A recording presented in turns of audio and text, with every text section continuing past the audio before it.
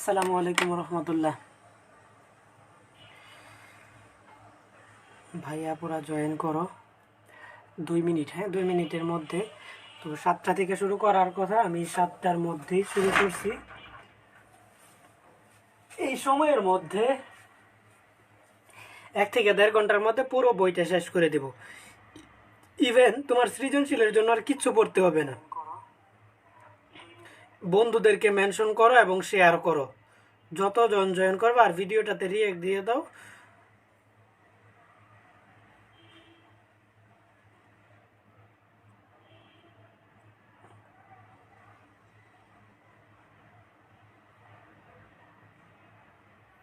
আচ্ছা, ফলোয়ার্স হয় না।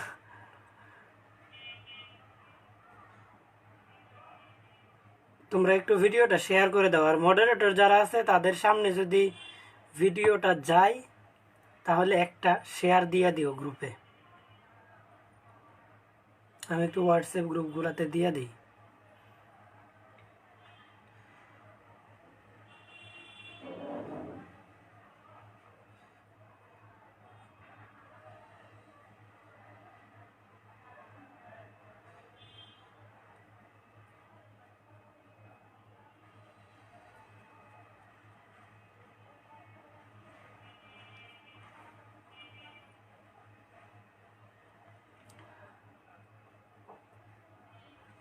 ইসলাম শিক্ষার মধ্যে গতানুগতিকভাবে যেভাবে ক্লাস নেই, আমি এইভাবে নিব না। আমি একদম হাতে কলমে সবগুলা প্রশ্নের আনসার কিভাবে তুমি করবা এবং সর্বোচ্চ পরিমাণে মার্কস কিভাবে গেইন করবা, এটা তোমাকে আমি একদম চাক্ষুষভাবে দেখায় দিব।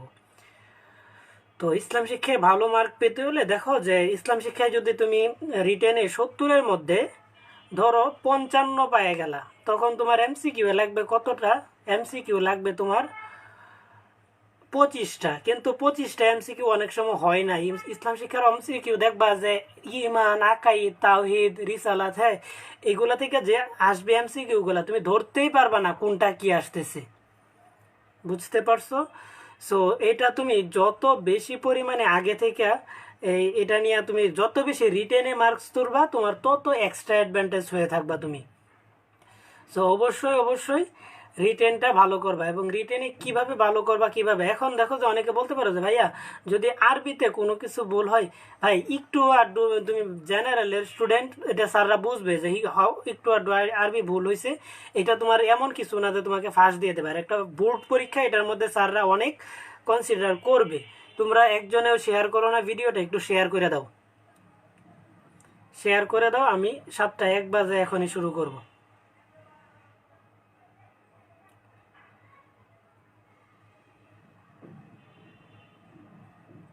কমেন্টগুলোতে যায়নি 416 জন, আলহামদুলিল্লাহ।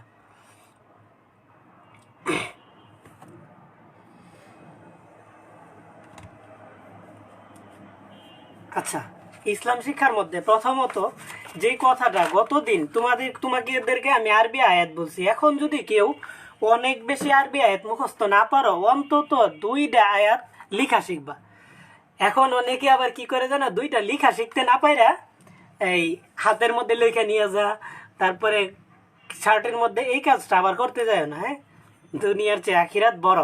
তো যাই হোক, প্রথমত এখান থেকে প্রশ্ন আসবে যে ইমান এর মানে এমসিকিউ গুলো এখান থেকে। এখন এমসিকিউ ভালো করার জন্য তুমি যদি এই এমসিকিউ এ তুমি গাইড পড়ো, তুমি এমসিকিউ ভালো করতে পারবা না। এমসিকিউ ভালো করার জন্য লাইন বাই লাইন বই পড়া লাগবে। এখন পুরো রাত্রটাই বাকি আছে, আমি হয়তো 1 ঘন্টা সময় নিব, বাকি সময়টাতে তুমি বই পড়বা, তাহলে তোমার এমসিকিউ কমন পড়বে। এখন তো এই যে যেরকম ইমান শব্দটা মূল ধাতু কি, আমানুন শব্দ মূল ধাতু থেকে কি নির্গত, এই যে এটা এমসিকিউ এর জন্য এরকম ভাবে বই দেখে দেখে এমসিকিউ পড়বা। এমসিকিউ কখনো এই গাইড পড়া যাবে না, পড়ালেখার মাহফিল। হ্যাঁ, আচ্ছা, আমি একটু কমেন্টের দিকে নজর কম দিব না, বলতে কি এই যে যেরকম লা ইলাহা ইল্লাল্লাহু মুহাম্মাদুর রাসূলুল্লাহ, যেটা এটা কি কালেমা, এটা তো সবাই জানো, ঠিক না? এটা তোমরা সবাই জানো, 503 জন, আলহামদুলিল্লাহ। তো তো এই যে দেখো এখানে লা ইলাহা ইল্লাল্লাহু মুহাম্মাদুর রাসূলুল্লাহ, এটা কিন্তু তোমরা চাইলেই লেখা শিখতে পারবা যারা কোরআন শরীফ পড়া পারো। তো এটাও তুমি চাইলে শিখতে পারো। এটা তোমার জন্য কি হবে যে একটু সুবিধা হবে, যে এটা তুমি যে কোনো জায়গায় দিতে পারবা। ধরো যে আল্লাহর একত্ববাদ নিয়ে যে কোনো ধরনের কোশ্চেন আসলে তুমি এটা দিতে পারবা, ঠিক না? তো এটা তুমি পারো। তো এখান থেকেও না, মূলত হচ্ছে আমার যেটা পরীক্ষার মধ্যে যাই প্রশ্ন আসুক তুমি এটা দিতে পারবা, যে কি ইন্নাল মুনাফিকুনা, এইটুকু দিলেই হয়। ইন্নাল মুনাফিকুনা লাকাজ্জাবাত, হ্যাঁ নাকি, হ্যাঁ লাকাজ্জাবুন। তো নিশ্চয় মুনাফিকরা কি, আল্লাহ সাক্ষ্য দিচ্ছেন যে নিশ্চয় মুনাফিকরা কি মিথ্যাবাদী। এটা কি সূরা আল মুনাফিকুন আয়াত 1। এখন মুনাফিক কাকে বলে? মুনাফিক হচ্ছে যে অন্তরে এক আর কি বাহির দিয়ে প্রকাশ করে এক। মুনাফিকরা কি করে, মানে গোপনে গোপনে মুসলমানদের শত্রুতা করে। যেরকম মনে করো যে তুমি একজনকে ইসলামের দাওয়াত দিতে, নামাজের দাওয়াত দিতে গেলা, তো তোমার সামনে বলবে যে হ্যাঁ আমি নামাজ পড়বো, আর একজনকে বলবে যে ও তো লোক ভালো না, ও নামাজ পড়লে কি করলে কি। তো এই যে এরা হচ্ছে কি মুনাফিক। বা তোমার প্রতারণা নিয়ে যদি প্রশ্ন আসে, তুমি প্রতারণাও কি, যে প্রতারণা কি, প্রতারণাকারীরা অবশ্যই কি মুনাফিক। এই প্রতারণার সাথেও তুমি মুনাফিক যুক্ত করতে পারো। তো প্রতারণা থেকে প্রশ্ন আসলেও তুমি এই আয়াতটা দিবা, অবশ্যই এই আয়াতটা শিখবা। আর এটা কিন্তু খুবই সহজ, এই যে লাইসা কামিসলিহি শাই, যে কোনো কিছুই তার সদৃশ নয়। কোথায়? সূরা আশ-শূরা আয়াত হচ্ছে 11। তো এটার মধ্যে হচ্ছে যে এটার তুমি কিভাবে লিখবা, যে আল্লাহর একত্ববাদেও তুমি এটা দিতে পারো, বা আল্লাহরে বিশ্বাস করে না এই জায়গায় তুমি দিতে পারো, বা অন্য যে কোনো ধরনের প্রশ্ন আসলে তুমি এই আয়াতটা দিতে পারো। এখন এই যে 1 নাম্বার 2 নাম্বার, এই দুইটা অবশ্যই তুমি 2টা আয়াত দিয়া প্রথম সৃজনশীলটা দেও। প্রথম সৃজনশীলটার মধ্যে 2টা আয়াত দেও, খুব ভালো মতনে দেও। অন্যগুলাতে না দিলেও পারবে। যারা মনে করো যে পারতেছো না ভাই, আরবি লিখতে পারি না, তারা অন্তত এই 2টা শিখো। এখন যে তোমার প্রশ্নটা গাণিতিকভাবে দিবা, ইসলাম শিক্ষার প্রশ্ন লিখবা 1 পৃষ্ঠা গ, যে ক খ এই পৃষ্ঠায় গ, এই পৃষ্ঠায় গ, তুমি শেষ করে দিতে পারো। এখন প্রশ্নটা তুমি কখন ফুল মার্কস পাইবা যে ধরো তোমার যেই প্রশ্নটা আসবে যে এটা একটা রেফারেন্স দিয়ে দিবা। আর যদি ধরো যে আরবিটা সম্ভব হয়েছে না, তাহলে অবশ্যই যে বাংলা অর্থ কোন সূরার কত নাম্বার এটা অবশ্যই লেখা দিবা, যে বাংলা অর্থ এটা এই সূরার এত নাম্বার আয়াতে এটা বলা আছে। তো যেহেতু আল্লাহ তাআলা পবিত্র কোরআনে বলে দিছে, তার মানে এটা সত্য। এইভাবে 1 পৃষ্ঠার মধ্যেই শেষ করে দিবা, বড় করার কোনো দরকার নেই। তো আল্লাহ তাআলার পরিচয় তো তোমরা শুরু থেকে যারা ইসলাম ধর্ম যারা আছে সবাই তো ইসলাম ধর্মেরই। তো আল্লাহ তাআলার পরিচয়, যে আল্লাহ তাআলার যে কোনো ধরনের আল্লাহ তাআলার আকৃতি। এখন মনে করো যে কেউ মনে করতে পারে নাউজুবিল্লাহ, আল্লাহর এরকম চিন্তা করতে পারে যে আল্লাহ তাআলার কি হাত আছে, পায়ে আছে। এই সমস্ত চিন্তা করা কি জানো হারাম। এই সমস্ত চিন্তা করলে গুনাহ হবে। তোমার মনে হতে পারে ভাই আমার তো মানে চিন্তা আসতেছে না, এইগুলাও করা যাবে না। আল্লাহ তাআলার এই সব বিষয়ে চিন্তা করা যাবে না। পৃথিবীতে সকল কিছুই যে চিন্তা করা যাবে, যে এই সব ব্যাপারে চিন্তা করাও কি হারাম, মানে করা যাবে না, গুনাহ। বুঝতে পারছো?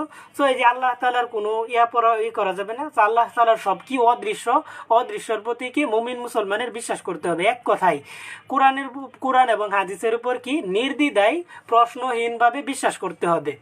এখন কুফর একটা আরবি কি কুফরের অর্থ কি অস্বীকার করে, যে এটা এমসিকিউ আসতে পারে।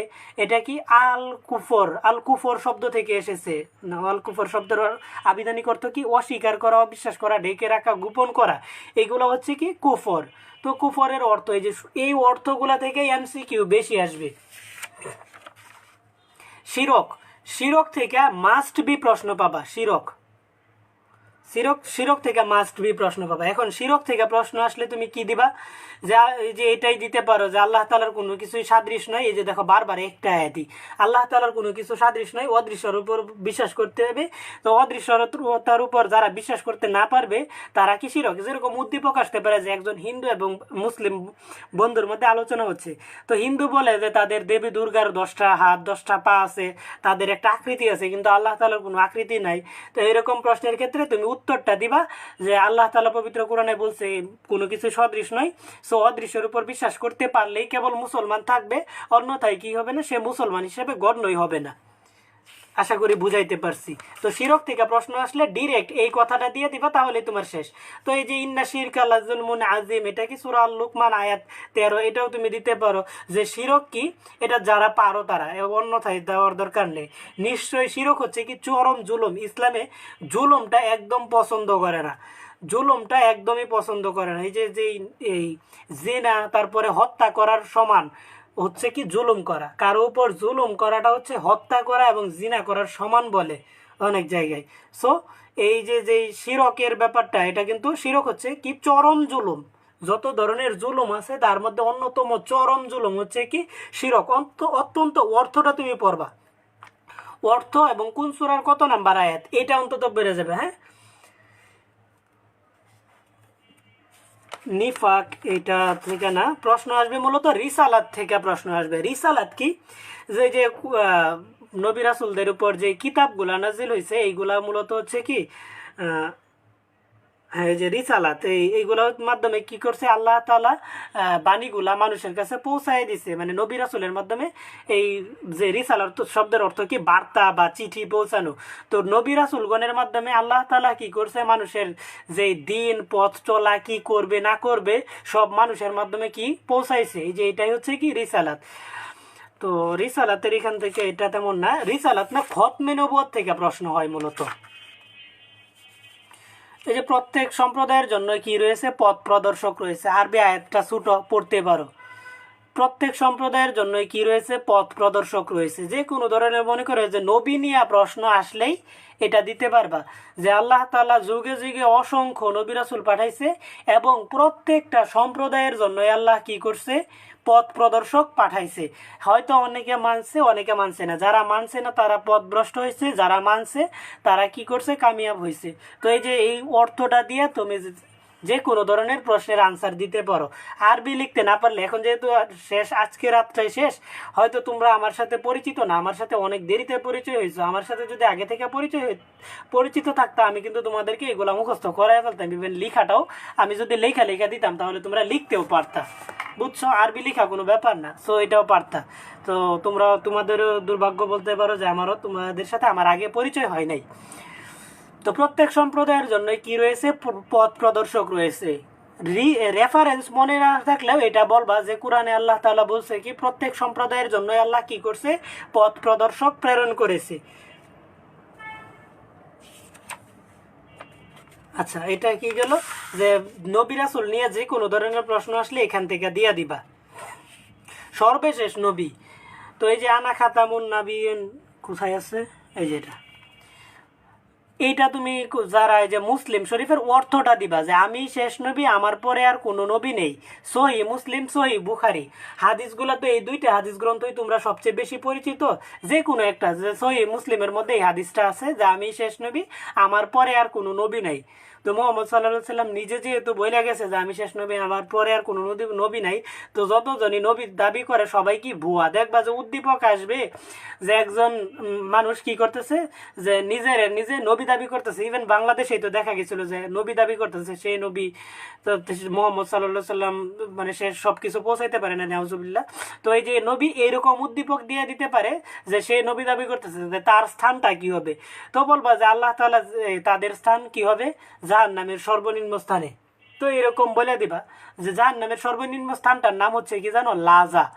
জাহান্নামের সর্বনিম্ন, জাহান্নামের যে স্তরগুলো আছে এর মধ্যে সর্বনিম্ন স্তরটার নাম হচ্ছে কি লাজা, আর জান্নাতের সর্বোচ্চ স্তরটা হচ্ছে কি জান্নাতুল ফেরদাউস।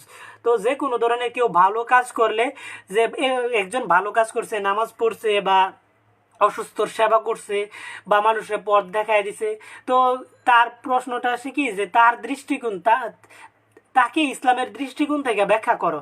তো তুমি বলবা যে সে ভালো কাজ করছে, তো ইসলামের দৃষ্টিকোণ থেকে সে তার স্থান হবে জান্নাতের সর্বোচ্চ স্থান জান্নাতুল ফেরদাউস। এরকম কিছু মানে আকর্ষণীয় কথাবার্তা দিবা, দেখবা যে মার্কস বেশি পাবা। ঠিক আছে? আচ্ছা, রিসালাত ও নবুয়াত, এখান থেকে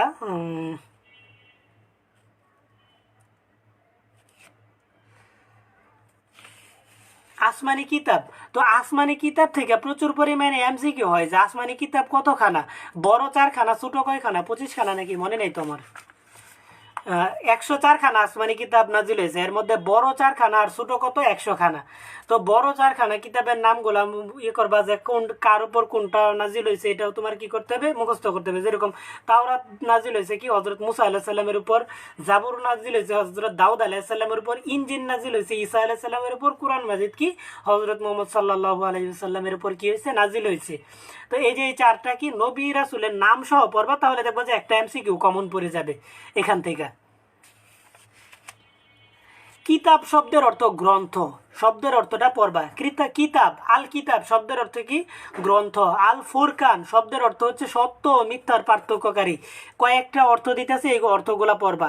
এইগুলা হচ্ছে কি কোরআনের সমার্থক, বেশ কিছু শব্দ আছে কোরআনের সমার্থক। আল ফুরকান, আল কিতাব, আল হিকমা, আল বুরহান। বুরহান এই যে এটা অনেক গুরুত্বপূর্ণ, সুস্পষ্ট প্রমাণ। বুরহান অর্থ কি সুস্পষ্ট প্রমাণ। তারপরে আর কি আল নূর, আল নূর অর্থ কি জ্যোতি। এই এমসিকিউ এর জন্য এই 4টা পড়ে রাখবা, এমসিকিউ এর জন্য এই 4টা পড়ে রাখবা, আর পড়তে হবে না। আসলে এই 4টা থেকে এমসিকিউ আসবে। যে ধরো যে আসবে যে আল আল আন নূর শব্দের অর্থ কি, যে জ্যোতি, দেখতে বুঝতে পারতেছো নূর জ্যোতি। আল বুরহান শব্দের অর্থ কি সুস্পষ্ট প্রমাণ। আল ফুরকান শব্দের অর্থ সত্য ও মিথ্যার পার্থক্যকারী। আল কিতাব, কিতাব অর্থ তো গ্রন্থ। যাই হোক, কোরআনের কি সমর্থক, অথবা তোমার ঘ নাম্বারে আসতে পারে যে কোরআনের সমর্থক শব্দ কোনটি। তো দেখবা যে এখান থেকে 3টা দেওয়া থাকবে। তো এই 4টা থেকেই মূলত থাকে, অন্যগুলা তেমন থাকে না। তো এখন যারা কোরআন শরীফ পড়া পারো তারা অবশ্যই সূরা আল বাকারার আয়াত নাম্বার 2 পারো, যে আলিফ লাম মিম জালিকাল কিতাবুল লা রাইবা ফি, আছে না? তো এটা তো সবাই পারে, এটা একটু প্র্যাকটিস করলে তুমি আরবিটা লিখতে পারবা। আর আরবি না লিখতে পারলেও কোরআনটা শুরু হয়েছে কি সূরা ফাতিহা, দ্বিতীয় সূরাটাই হচ্ছে কি সূরা আল বাকারা। সূরা আল বাকারার 1 নম্বর আয়াত কি আলিফ লাম মিম, 2 নম্বর আয়াতটা কি জালিকাল কিতাবুল লা রাইবা ফি। মানে পবিত্র কোরআনের শুরুর দিকেই আল্লাহ তাআলা বলে দিছে যে এটা এমন একটা কিতাব যাতে কোনো সন্দেহ নেই।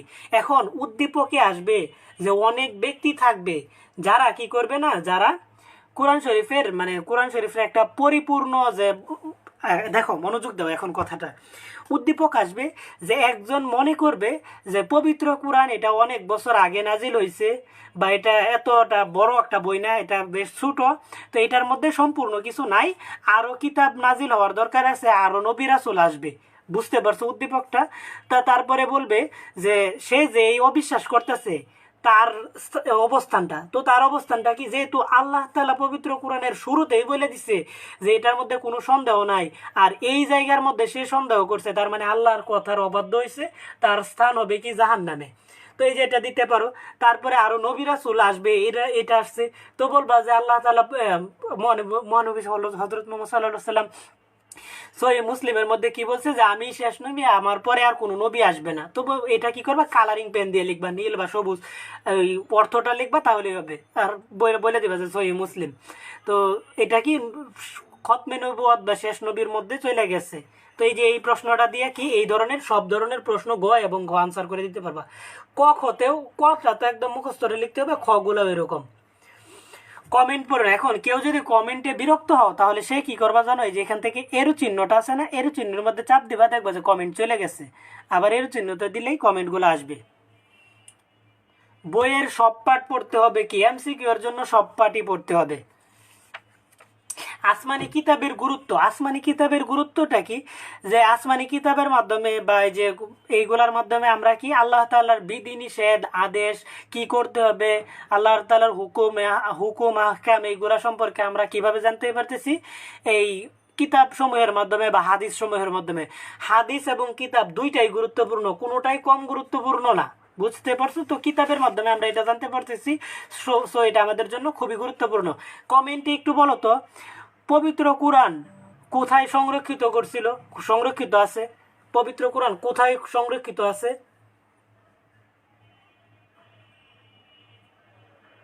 তোমার তো ইসলাম শিক্ষা যদি পরীক্ষা থাকে তাহলে তো কমন পড়বে। তুমি যদি খ্রিস্টান হয়ে থাকো, তোমার যদি সাবজেক্ট ইসলাম শিক্ষা হয় তাহলে তোমার কমন পড়বে। আরবি না পারলে বললাম তো বাংলা দিবা, বাংলা অর্থ দিবা, রেফারেন্স দিবা। হ্যাঁ, লৌহে মাহফুজে সংরক্ষিত আছে। এমসিকিউ এর জন্য অনেক গুরুত্বপূর্ণ। এই যে জালিকাল কিতাবুল লা রাইবা ফি হুদাল লিল মুত্তাকিন, যে এটা এমন একটা কিতাব, তুমি প্রয়োজনে বাংলা লিখবা, এই যে জালিকাল কিতাবুল লা রাইবা ফি, এই যে লিকাল কিতাবু লারাই বাফি, এভাবে লিখবা। লিখার পর বলবা যে এটা এমন একটা কিতাব যাতে কোনো সন্দেহ নাই, আর এটা কি মুত্তাকিদের জন্য পথ প্রদর্শক। মুত্তাকি কারা? যারা আল্লাহর পথে ঈমান আনছে, যারা মানে এই নবী রাসূলদের দেখানো পথে চলে, তাদের জন্য কি এটা একটা পথ প্রদর্শক। এটি মুত্তাকিদের জন্য কি পথ প্রদর্শক, মুত্তাকিদের জন্য, বাকি সবার জন্য না। পবিত্র কোরআন কি মুত্তাকিদের জন্য পথ প্রদর্শক। তো আখিরাতের উপর দৃঢ় বিশ্বাস। তো অনেকে আছে যে আখিরাতে বিশ্বাস করে না, যে দুনিয়ায় সব এরকম মানুষ সমাজে আছে, তোমার আশেপাশেই আছে যারা আখিরাতে তেমন বিশ্বাস করতে চায় না, দুনিয়ার এই সব কিছু মানে করে। তো তাদের দৃষ্টিকোণ থেকে প্রশ্নটা আসলে তুমি কিভাবে দিবা যে আখিরাতের উপর বিশ্বাস করতে হবে কেন? ওই যে লাইসা কামিসলিহিসাই, আল্লাহ তাআলার সবকিছু অদৃশ্য, অদৃশ্যর উপর বিশ্বাস করতে হবে। যে এই যে আখিরাত দুনিয়াতে অদৃশ্য হইলেও এটার উপর অবশ্যই বিশ্বাস করতে হবে। এখন দেখো যে এই যে লাইসা কামিসলিহিসাই, তোমাদের যে আয়াতটা শুরুর দিকে পড়াইছি, 2 নাম্বার আয়াতটা ছিল, এইটা তুমি দিতেই পারবা, অনেক জায়গায় দিতে পারবা। 2-3টা সৃজনশীলের মধ্যে তুমি এই প্রশ্নের ওই আয়াতটা তুমি দিতে পারবা। বুঝাইতে পারছি? দেখো এই যে অদৃশ্যের উপর বিশ্বাস করে না, হ্যাঁ, যে মনে করো যে আখিরাতের উপর বিশ্বাস করে না, তখন তুমি এই আয়াতটা দিবা যে আল্লাহ তাআলা এটা কি সূরার আয়াত নাম্বার 11-তে বলছে কোনো কিছুই তার সদৃশ নয়। এই যে আখিরাত কি অদৃশ্য, অদৃশ্যের উপর বিশ্বাস করতে হবে। মুমিনরা অবশ্যই বিশ্বাস করলে তার সে কি মানে মুসলমানের মধ্যে থাকবে বা মুমিনের মধ্যে থাকবে, অন্যথায় সে কি হবে, ফাসেকদের সাথে তার নাম যুক্ত হয়ে যাবে। তখন সে কিন্তু আর ইসলামের মধ্যে থাকবে না, সে জান্নাতের আশাও করতে পারবে না। আশা করি এই আখিরাত থেকে প্রশ্ন আসলেও তুমি গাণিতিকভাবে কিভাবে দিবা, এটা ওই আয়াতটা দিয়ে দিবা।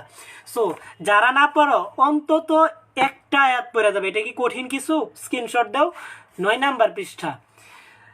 এটা কঠিন কিছু না, অন্তত একটা আরবি তুমি লেখা শিখা যাও। এটা কি কঠিন? এটা দেখো যে আমি একবার লেখা দেই।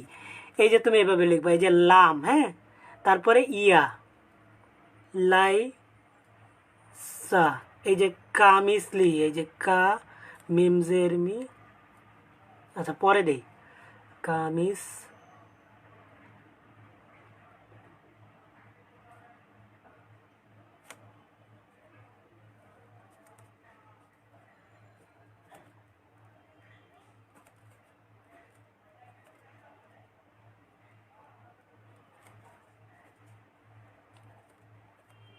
এই যে লেখা ফেলছি, দেখছো? আরবি লেখা কি আহামরি কঠিন কোনো ব্যাপার? আহামরি কঠিন কোনো ব্যাপার না। অন্তত এই একটা আয়াত তুমি লেখা শেখা যাও।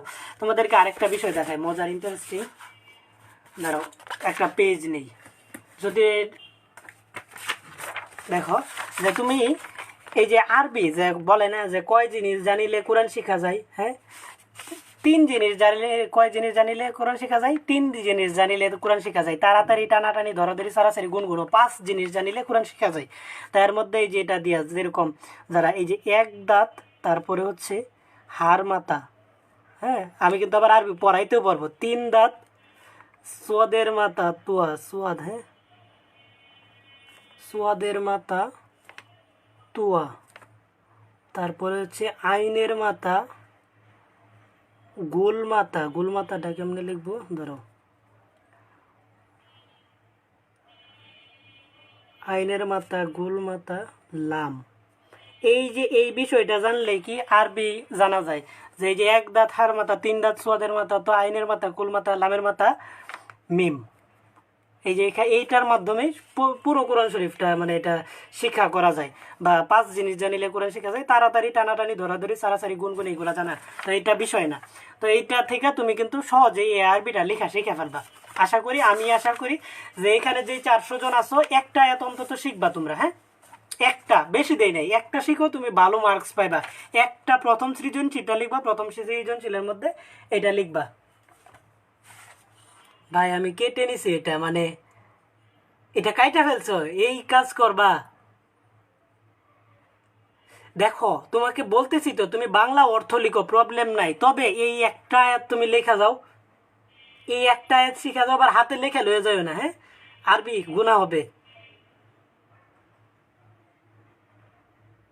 একটা আর হ্যাঁ, আরবি লেখা তো যারা পারে তাদের কাছে অনেক সহজই মনে হয়।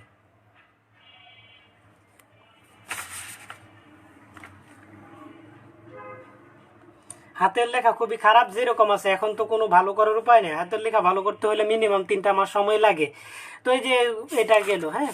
আর কোথা থেকে প্রশ্ন আসবে? শাফাআত থেকে প্রশ্ন আসবে। শাফাআত মানে কি? শাফাআত মানে সুপারিশ করা।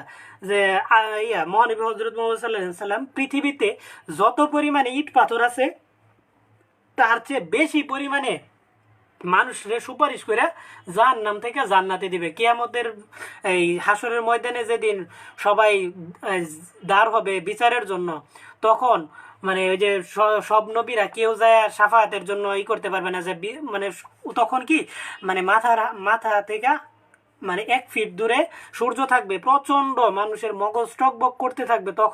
তখনও বিচার কার্য শুরু হবে না। ওই বিচারের মধ্যে একমাত্র বিচারক থাকবে আল্লাহ, আর সবাই থাকবে আসামি। তো তখন কিন্তু কেউ ইয়ার জন্য যাইতে পারবে না, যে বিচার শুরু করার জন্য কারোরই সাহসটা হবে না, কোনো নবীর সাহস হবে না। শেষ পর্যন্ত মুহাম্মদ সাল্লাল্লাহু সাল্লামের ইয়ার মাধ্যমে কি হবে বিচার শুরু হবে। এবং ওই বিচারের মধ্যে মানুষ জাহান্নামে, যারা জাহান্নামে যাবে তাদের মধ্যে থেকে পৃথিবীতে যত পরিমাণে ইট পাথরের টুকরা আছে মানে পৃথিবীতে, তার চেয়ে বেশি পরিমাণে মানুষের সুপারিশ করে মহানবী হযরত মুহাম্মদ সাল্লাল্লাহু আলাইহি ওয়াসাল্লাম জান্নাতে নিবে। বেশি পরিমাণে সুপারিশ বলতে তার উম্মতরে জান্নাতে নিবে, মানে আমরা কত ভাগ্যবান, ঠিক না? তো আমাদের দেখছো যে আমাদের জীবনটা শর্টকাট হলো। তো এই যে এটা হচ্ছে কি শাফাআত, যে কত সংখ্যক মানুষরে মহানবী সাল্লাল্লাহু আলাইহি ওয়াসাল্লাম শাফাআত মানে সুপারিশ করে জান্নাতে নিবে, তার একটা উদাহরণ যে পৃথিবীতে যত ইট পাথর আছে তার চেয়ে বেশি সংখ্যক মানুষরে কি করবে মহানবী সাল্লাল্লাহু আলাইহি ওয়াসাল্লাম সুপারিশের মাধ্যমে জান্নাতে নিবে। সুপারিশ কি? মহানবী হযরত মুহাম্মদ সাল্লাল্লাহু আলাইহি ওয়াসাল্লাম নিজেই বলেছেন যে আমাকে শাফায়াতের দেওয়া হয়েছে, কি জানো, আমাকে শাফায়াতের অধিকার দেওয়া হয়েছে। যে এই অর্থটা তুমি পড়ে যাবা। শাফাআত থেকে প্রশ্ন আসবে। শাফাআত থেকে উদ্দীপকটা কেমন আসবে? যে উদ্দীপকে থাকবে যে এই মহানবী হযরত মুহাম্মদ সাল্লাল্লাহু আলাইহি সাল্লাম যে এই সুপারিশ করতে পারবে, মানুষের যে সুপারিশ করে জাহান্নাম থেকে জান্নাতে নিবে, এটা একজনে বিশ্বাস করে আরেকজনে করে না। তো তারপরে বলবা যে সহিহ বুখারী সহিহ মুসলিম 2টা হাদিসের গ্রন্থের মধ্যে কি মহানবী সাল্লাল্লাহু আলাইহি সাল্লামের এই হাদিসটা আছে যে আমাকে শাফায়াত করার অধিকার দেওয়া হয়েছে, সহিহ বুখারী সহিহ মুসলিম। তো এটা তুমি অর্থটা দিয়ে দিলেই পারো, আর কিছু দেওয়ার দরকার নাই। আশা করি বুঝাইতে পারছি। তো এই যে শাফাআত থেকে এই প্রশ্নটা দিয়ে তুমি এই আরবি আয়াতটা, তুমি যে কোনো আরবি আয়াত লেখার দরকার নেই, অর্থটা তুমি কালারিং পেন দিয়ে লিখবা, রেফারেন্সটা দিবা। আর রেফারেন্স ম্যাক্সিমাম গুলা সহিহ বুখারী সহিহ মুসলিম হয়। তারপর হচ্ছে আখিরাতে বিশ্বাস করার মাধ্যমে কি হয়। দেখো যে আখিরাতে বিশ্বাস করলে কি হয়। আখিরাতে বিশ্বাস করার ফলাফলটা দুনিয়াতে কি, যারা আখিরাতে বিশ্বাস করে তারা কি হয়, তারা খারাপ কাজ করে না। যেরকম ধরো এই যে মেয়েদেরকে ইফটিজিং, হ্যাঁ, তারপরে এই বেপরদায় চলাফেরা, তারা কি এইগুলা করে না। যারা আখিরাতে বিশ্বাস করে তারা কি করে, আল্লাহ তাআলা সব কথাবার্তা মাইনে চলে। তো যার কারণে তারা দুনিয়াতে উপকারী হয়, উপকৃত হয়, আর আখিরাতেও কি হয়, উপকৃত হয়। তো আখিরাতে বিশ্বাসটা কত গুরুত্বপূর্ণ দেখছো।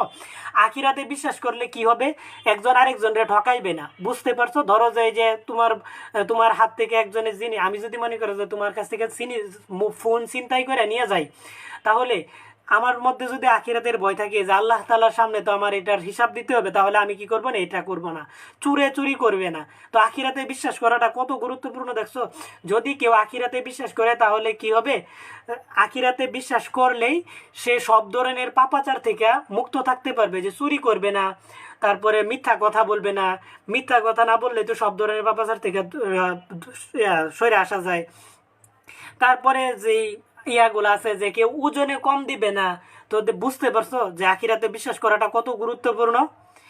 তো আখিরাতের বিশ্বাস থেকে প্রশ্ন আসবে। প্রশ্ন প্রথম দ্বিতীয় অধ্যায় থেকে বেশি আসে। তো আখিরাতের বিশ্বাস থেকে তুমি প্রশ্নের আনসারটা দিয়ে দিবা। প্রথমগুলা থেকেই তুমি আনসার করতে পারবা, পরের গুলা থেকে প্রশ্ন আনসার করা কঠিন হয়ে পড়বে। তো প্রথমগুলা থেকে কিভাবে আনসার করবা আমি আশা করি বুঝাইতে পারছি। যে আখিরাতে বিশ্বাস করা, দুনিয়া হলো আখিরাতের শস্যক্ষেত্র, এটা আরবি প্রবাদ বাক্য, এটা তোমরা সবাই জানো। দুনিয়া আখিরাতের শস্যক্ষেত্র, এটারে তুমি বলে দিবা যে দুনিয়া হলো আখিরাতের শস্যক্ষেত্র। আরবি একটা প্রবাদ বাক্য আছে যে দুনিয়াতে যে যত ভালো করবে আখিরাতে তার ফলাফল পাবে। তো এটা আখিরাতে বিশ্বাসের গুরুত্বটা আমি তোমাকে বুঝাইলাম। যে চুরি করবে না, মিথ্যাবাদী মিথ্যা কথা বলবে না, চিন্তাই করবে না, তারপর তারপরে কি ব্যবসায়ীরা ওজনে কম দেবে না, একজন আরেকজনের ঠকাইবে না, একজনের সম্পদ আরেকজনে দখল করবে না, এক ভাই আরেক ভাইকে ঠকাবে না, একজন আরেকজনকে হিংসা করবে না, একজন তারপরে কি সবাই পর উপকার করবে, মানে অন্যের উপকার করবে নিঃস্বার্থভাবে। কারণ ইসলাম কি করছে, অন্যের উপকার করতে বলছে। জাকাত দিবে, এতে করে কি হবে, সমাজের ধনী গরিবের বৈষম্য দূর হবে। যদি আখিরাতে বিশ্বাস করে তবেই তো কেবল জাকাত দিবে, অন্যথায় তো জাকাত দিবে না। নামাজ পড়বে, নামাজ পড়লে কি হয়, শরীর চর্চা হয়।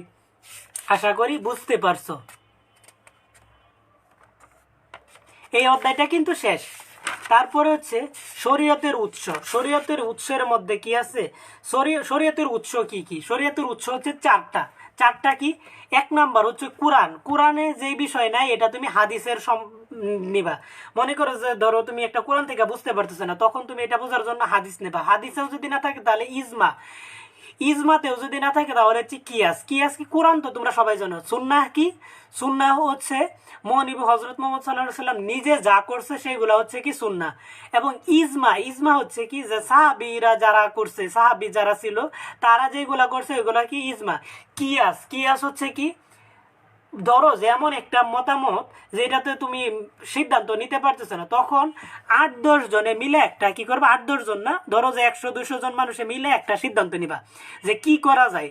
যখন তুমি এই তিনটা থেকে তুমি সুস্পষ্ট ব্যাখ্যা পাইবা না, তখন তুমি কি করবা, যে ইজমা হচ্ছে ওই যে এটা, ইজমা হচ্ছে এটা, যে কয়েকজনে মিলে যেই ইয়াটা হবে, যেটা মনে হবে যে তোমার গ্রহণযোগ্য বেশিরভাগ মতামত যাবে, ওইটা হচ্ছে ইজমা। আর কিয়াসটা মনে হয় যে নিজের যে মনে যেটা বলবে, মানে সব কিছুর পরেও তোমার মনেরটাও কি কেউ একটু গুরুত্ব দিতে হবে, এটা হচ্ছে কি কিয়াস।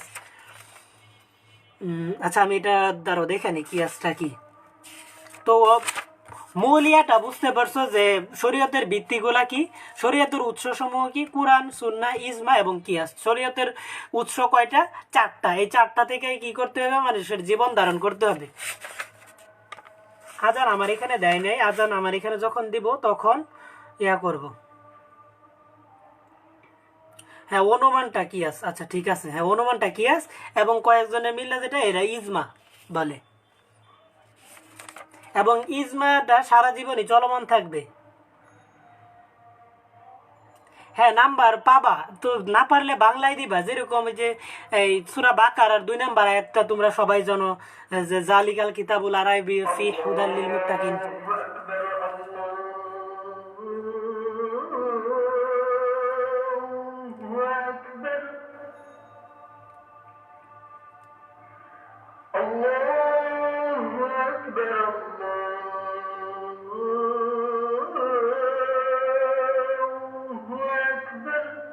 ওয়াজিহা, তোমার আনসারটা আমি দিব।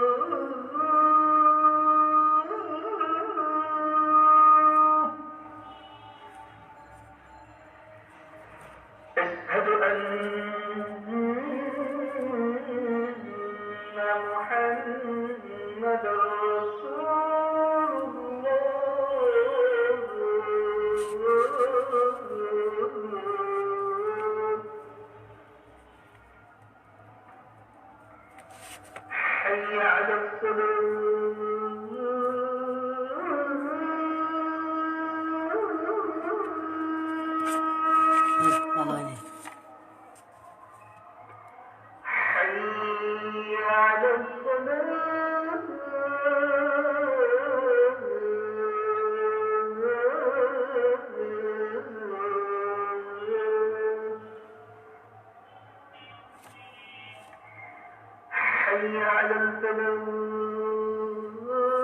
রুবরা, তোমার আনসারটাও দিব।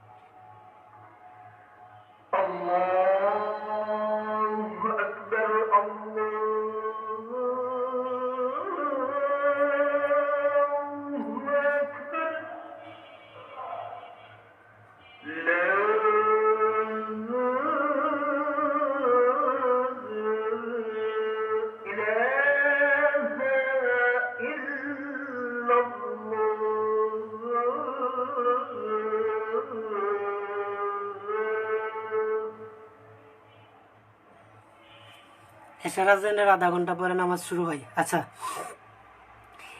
এই যে যে ইয়াটা বলতেছিলা যে আরবি লেখা বাংলায় লিখে, হ্যাঁ তুমি যদি না পারো বাংলায় লিখবা, কোনো প্রবলেম নাই। হ্যাঁ, তবে একটা আয়াত শিখা যাও, যে লাইসা কামিসলিহি, ওইটা তুমি শিখা যাও, বাকিগুলা না শিখো। বাকিগুলা তুমি যেভাবে পারো ওইভাবে একটা লিখো।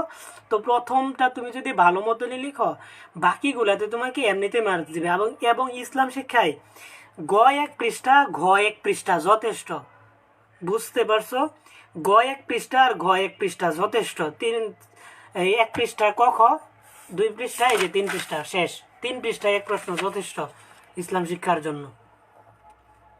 কারণ এটা বাংলা না, বাংলায় পার্ট পার্ট দিতে হয়, 4টা পার্ট দিতে হয় মার্কস পাওয়ার জন্য। সো বাংলায় একটু বড় করা লাগে। ইসলাম শিক্ষা এত বড় করবে না, যত ছোট করো। ছোট করে 7টা প্রশ্ন দিবা, সমান করে আনসার করবা। 7টা প্রশ্নই যেন সমান থাকে, কম বেশি যেন না হয়। বুঝাইতে পারছি? তো এটা গেল আল কোরআন, ইজমা, কিয়াস, এগুলা থেকে দিয়ে দিবা। এবং সূরাগুলা থেকে তোমরা প্রশ্ন আসলে তেমন পারবা না, যারা পারো তারা পারবা। তবে অবশ্যই বলো তো, পবিত্র কোরআনের সবচেয়ে সর্বপ্রথম নাজিলকৃত আয়াত কোনটি? আল্লাহ তাআলা মহানবী হযরত মুহাম্মদ সাল্লাল্লাহু আলাইহি সাল্লামের উপর প্রথম যে আয়াতটা নাজিল করছিল সেটা হচ্ছে সূরা আল আলাক আয়াত 1, ইকরা বিসমি রাব্বিকাল্লাযী খালাক। হ্যাঁ, ইকরা অর্থ হচ্ছে পড়ুন, পড়ুন হে নবী, যিনি আপনাকে কি করছে? সৃষ্টি করেছে। ইকরা বিসমি রাব্বিকাল্লাযী খালাক নাকি আলাক, যে সূরাটা আমার মুখস্থ নাই। তো এটা তুমি ওই আয়াতটা পড়তে পারো। এটা একটা মজাদার বিষয়, মজার বিষয় না যে প্রথম যেটা নাজিল হয়েছে এটা আমি পড়তেছি। এটা তোমার একবার এমনিতেই মনে থাকবে। সূরা 3, এই সূরাগুলা তোমরা, যারা সূরাগুলা মুখস্থ আছে তারা পারবা। হাদিসগুলো পঞ্চম অধ্যায়ের ব্যাপারে বলতেছে, ঠিক না? তো এর আগে একটা এখান থেকে যে হজ জাকাত, এই অধ্যায় থেকে প্রশ্ন কেউ মিস করবা না। এই অধ্যায় থেকে প্রশ্ন কেউ মিস করবা না। ইবাদত, হ্যাঁ, ইবাদত শব্দের অর্থ কি? ইবাদত শব্দের অর্থ কি? ইবাদত শব্দের অর্থ মানে পালন করা নাকি? এই যে আল্লাহ যেগুলা পালন করতে বলছে এইগুলা পালন করা, এবং যেগুলা নিষেধ করছে এইগুলা থেকে বিরত থাকাকে কি বলে? ইবাদত বলে। যে ইবাদত কাকে বলে? ক নাম্বারের সংজ্ঞা। তো ইবাদতের অর্থগুলা কি কি? যেরকম যে এই যে জাকাত একটা ইবাদত, হজ একটা ইবাদত, নামাজ কি ইবাদত? তোমার আসতে পারে যে কোনটি ইবাদত, তো তুমি মনে করবে যে নামাজ এটা শারীরিকভাবে করি, এটা ইবাদত, বাকিগুলা ইবাদত না। না, হজ, জাকাত, ব্যয়াপনা থেকে দূরে থাকা এইগুলাও কি ইবাদত? সুদ ঘুষ থেকে বিরত থাকাও কি ইবাদত? বুঝতে পারছো? তো ইবাদতের মধ্যে প্রথমত আছে কি? নামাজ। তো এই যে যেটা বলছিলাম যে আকিমুস সালাত ওয়া আতুজ যাকাত, গতকাল যেটা এইচডব্লিউ দিছিলাম, কোথায় আছে এখানে? এটা জাকাতের মধ্যে আছে। কোথায়? এই যে ওয়াকিমুস সালাতা ওয়া আতুজ যাকাতা, যে তোমরা সালাত কায়েম করো এবং যাকাত দাও। যতবার আল্লাহ তাআলা সালাতের কথা বলছে ততবার যাকাতের কথা বলছে। তো এটা তুমি শিখলে দুইটাতেই আনসার করতে পারবা। যেরকম সালাতের ক্ষেত্রে ব্যাপারটা কি, যে নামাজ আদায় করতে আল্লাহ 82 বার বলছে, 82 বারই আল্লাহ যাকাতের কথা বলছে। অনেকে নামাজ পড়ে কিন্তু যাকাত দিতে চায় না। জাকাত মানে জাকাতটা বিরাট কিছু মনে করে যে এটা আল্লাহ তাআলার নামাজের মতো বা রোজার মতো। এটা না, রোজা করে, নামাজ পড়ে ঠিকই, হজও করার ইচ্ছা আছে কিন্তু জাকাত দিতে চায় না। কিন্তু হজের চেয়েও জাকাত গুরুত্বপূর্ণ। নামাজের সমান সমান গুরুত্বই হচ্ছে প্রায় জাকাতের। কারণ নামাজের যতবার বলছে জাকাতের কথাও ততবার বলছে। নামাজের কথা যেখানে বলছে সেখানেই জাকাতের কথা বলছে। সো জাকাতের গুরুত্ব কতটুকু, এবং জাকাত থেকে প্রশ্ন আসবে যে জাকাত দেয় না, জাকাত দেওয়া নেওয়ার ব্যাপারে যে আল্লাহ তাআলার কঠিন যে কথাটা, এটা তুমি বলবো। অবশ্যই আমি যে এখন বললাম এটাই তুমি মনে রাখবা। কতবার বলছে আল্লাহ জাকাত এবং নামাজের কথা? 82 বার বলছে কোরআন শরীফের মধ্যে। তো যেখানে নামাজের কথা বলছে সেখানে কি বলছে? জাকাতের কথা বলছে। মোট কতবার বলছে আল্লাহ? 82 বার বলছে। জাকাত হলো ইসলামের সেতু বন্ধন। এটা তোমার জানার দরকার নেই, এটা বাইহাকি। এটা আবার এমসিকিউ আসতে পারে। জাকাত হলো ইসলামের সেতু বন্ধন, এটা কোন হাদিস গ্রন্থ থেকে? এই কারণেই বলি ইসলাম শিক্ষার এমসিকিউ কঠিন হয়। দেখবা যে এই বাইহাকি হাদিসের এটা কেউ পারবা না যে জাকাত হলো ইসলামের সেতু বন্ধন, এটা কোন হাদিস গ্রন্থের? বাইহাকি। এইরকম দেখবা যে হাদিস আসবে, তো তোমরা এগুলা পড়বাই না। সো কেমনে আনসার করবা? কেউই পারবা না। ইসলাম শিক্ষায় রিটেনে মার্কস তুলতে হবে। এমসিকিউ গুলাতে ওই যে ইয়ার মতো, বাংলা দ্বিতীয়ের মতো হয়ে যাবে। রোজা হচ্ছে ঢাল স্বরূপ, যেহেতু সামনে রোজা। হ্যাঁ, রোজা হচ্ছে কি? ঢাল স্বরূপ। এখন ঢাল স্বরূপ বলতে কি ব্যাপারটা? যেরকম তুমি যদি একটা যুদ্ধ করো, তোমার যদি কেউ এসে মাথার মধ্যে বাড়ি দেয়, তুমি যদি উপরে একটা ঢাল ধরে দাও, তাহলে কি তোমার বাড়িটা মাথার মধ্যে লাগবে? না। এই ঢালটা তোমাকে কি করবে, তোমার মাথাটার আঘাত থেকে ফিরিয়ে দিবে। এরকম রোজা হচ্ছে কি ঢাল স্বরূপ। মোমেনের মধ্যে যে ইয়াগুলা আসবে, এই বাধাগুলো আসবে, এই সবগুলাই কি করবে, রোজা এমন একটা রোজা হচ্ছে ঢাল হিসাবে দাঁড়ায় যাবে। মানে জাহান নামে এবং মানে জাহান নামে এবং জান্নাতের মাঝখানে ঢাল হয়ে দাঁড়াবে। রোজা কি করবে, ঢাল হয়ে দাঁড়াবে, জাহান নামে যাইতে দিবে না, ঢাল হিসাবে দাঁড়ায় যাবে, জাহান নামে যাইতে দিবে না যারা রোজা মানে তাকওয়ার সাথে রোজা পালন করবে। এখন তাকওয়া ব্যাপারটা কি? তাকওয়া হচ্ছে যে মন থেকে মানে আল্লাহকে রাজি খুশি করার জন্য আমরা যা করি সেটাই তাকওয়া। মনে করো অনেকে কুরবানি দেয়, কিন্তু কুরবানি কি করে না, তাকওয়ার সাথে দেয় না, গুস্ত খাওয়ার জন্য কুরবানি দেয়। কিন্তু এই কুরবানিটা তাকওয়া বলতে কি, যে আমি আল্লাহকে খুশি করার জন্য কুরবানি দিচ্ছি, অন্য কিছুর জন্য না। সেটা হচ্ছে কি তাকওয়া। তাকওয়াটা নিয়ে প্রশ্ন আসে, তাকওয়াটা আমি আশা করি বুঝাইতে পারছি। তো রোজা রাখতে হবে কি তাকওয়ার সহিত। তাকওয়া ব্যাপারটা কি, যে অনেকে আছে যে করে যে যে মানুষকে লুক দেখানোর জন্য, যে আমি রোজা রাখছি, আমি তো নামাজ পড়ি, এইগুলা লুক দেখানোর জন্য নামাজ বা রোজা এগুলা কোনো কাজে দিবে না। রোজা এবং নামাজ এগুলা করতে হবে কি একমাত্র আল্লাহকে রাজি খুশি করার জন্য এবং তাকওয়ার সহিত করতে হবে। বুঝাইতে পারছি? সো এই যে এটা তুমি দিতে পারো, সাওম এর থেকে প্রশ্ন আসলে রোজা হচ্ছে ডাল স্বরূপ। আরবি দেওয়ার দরকার নাই, তুমি অর্থটা দিয়ে দিবা। কি বুখারি ও মুসলিমের মধ্যে আছে, বুখারিতেও আছে মুসলিমেও আছে, তুমি যে কোনো একটা দিলেও পারো। রোজা হচ্ছে ডাল স্বরূপ। মহানবী সাল্লাল্লাহু আলাইহি ওয়াসাল্লাম এটা বলছে যে রোজা কি করে, ডাল স্বরূপ।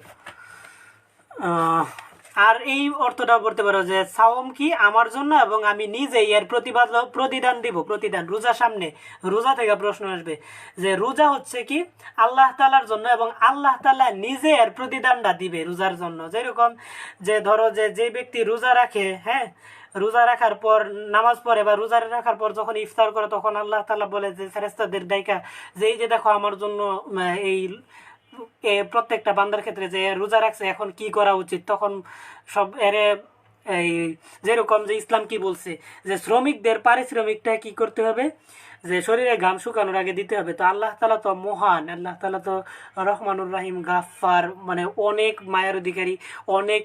আল্লাহ কি, আল্লাহ হচ্ছে সবচেয়ে নীতিবান।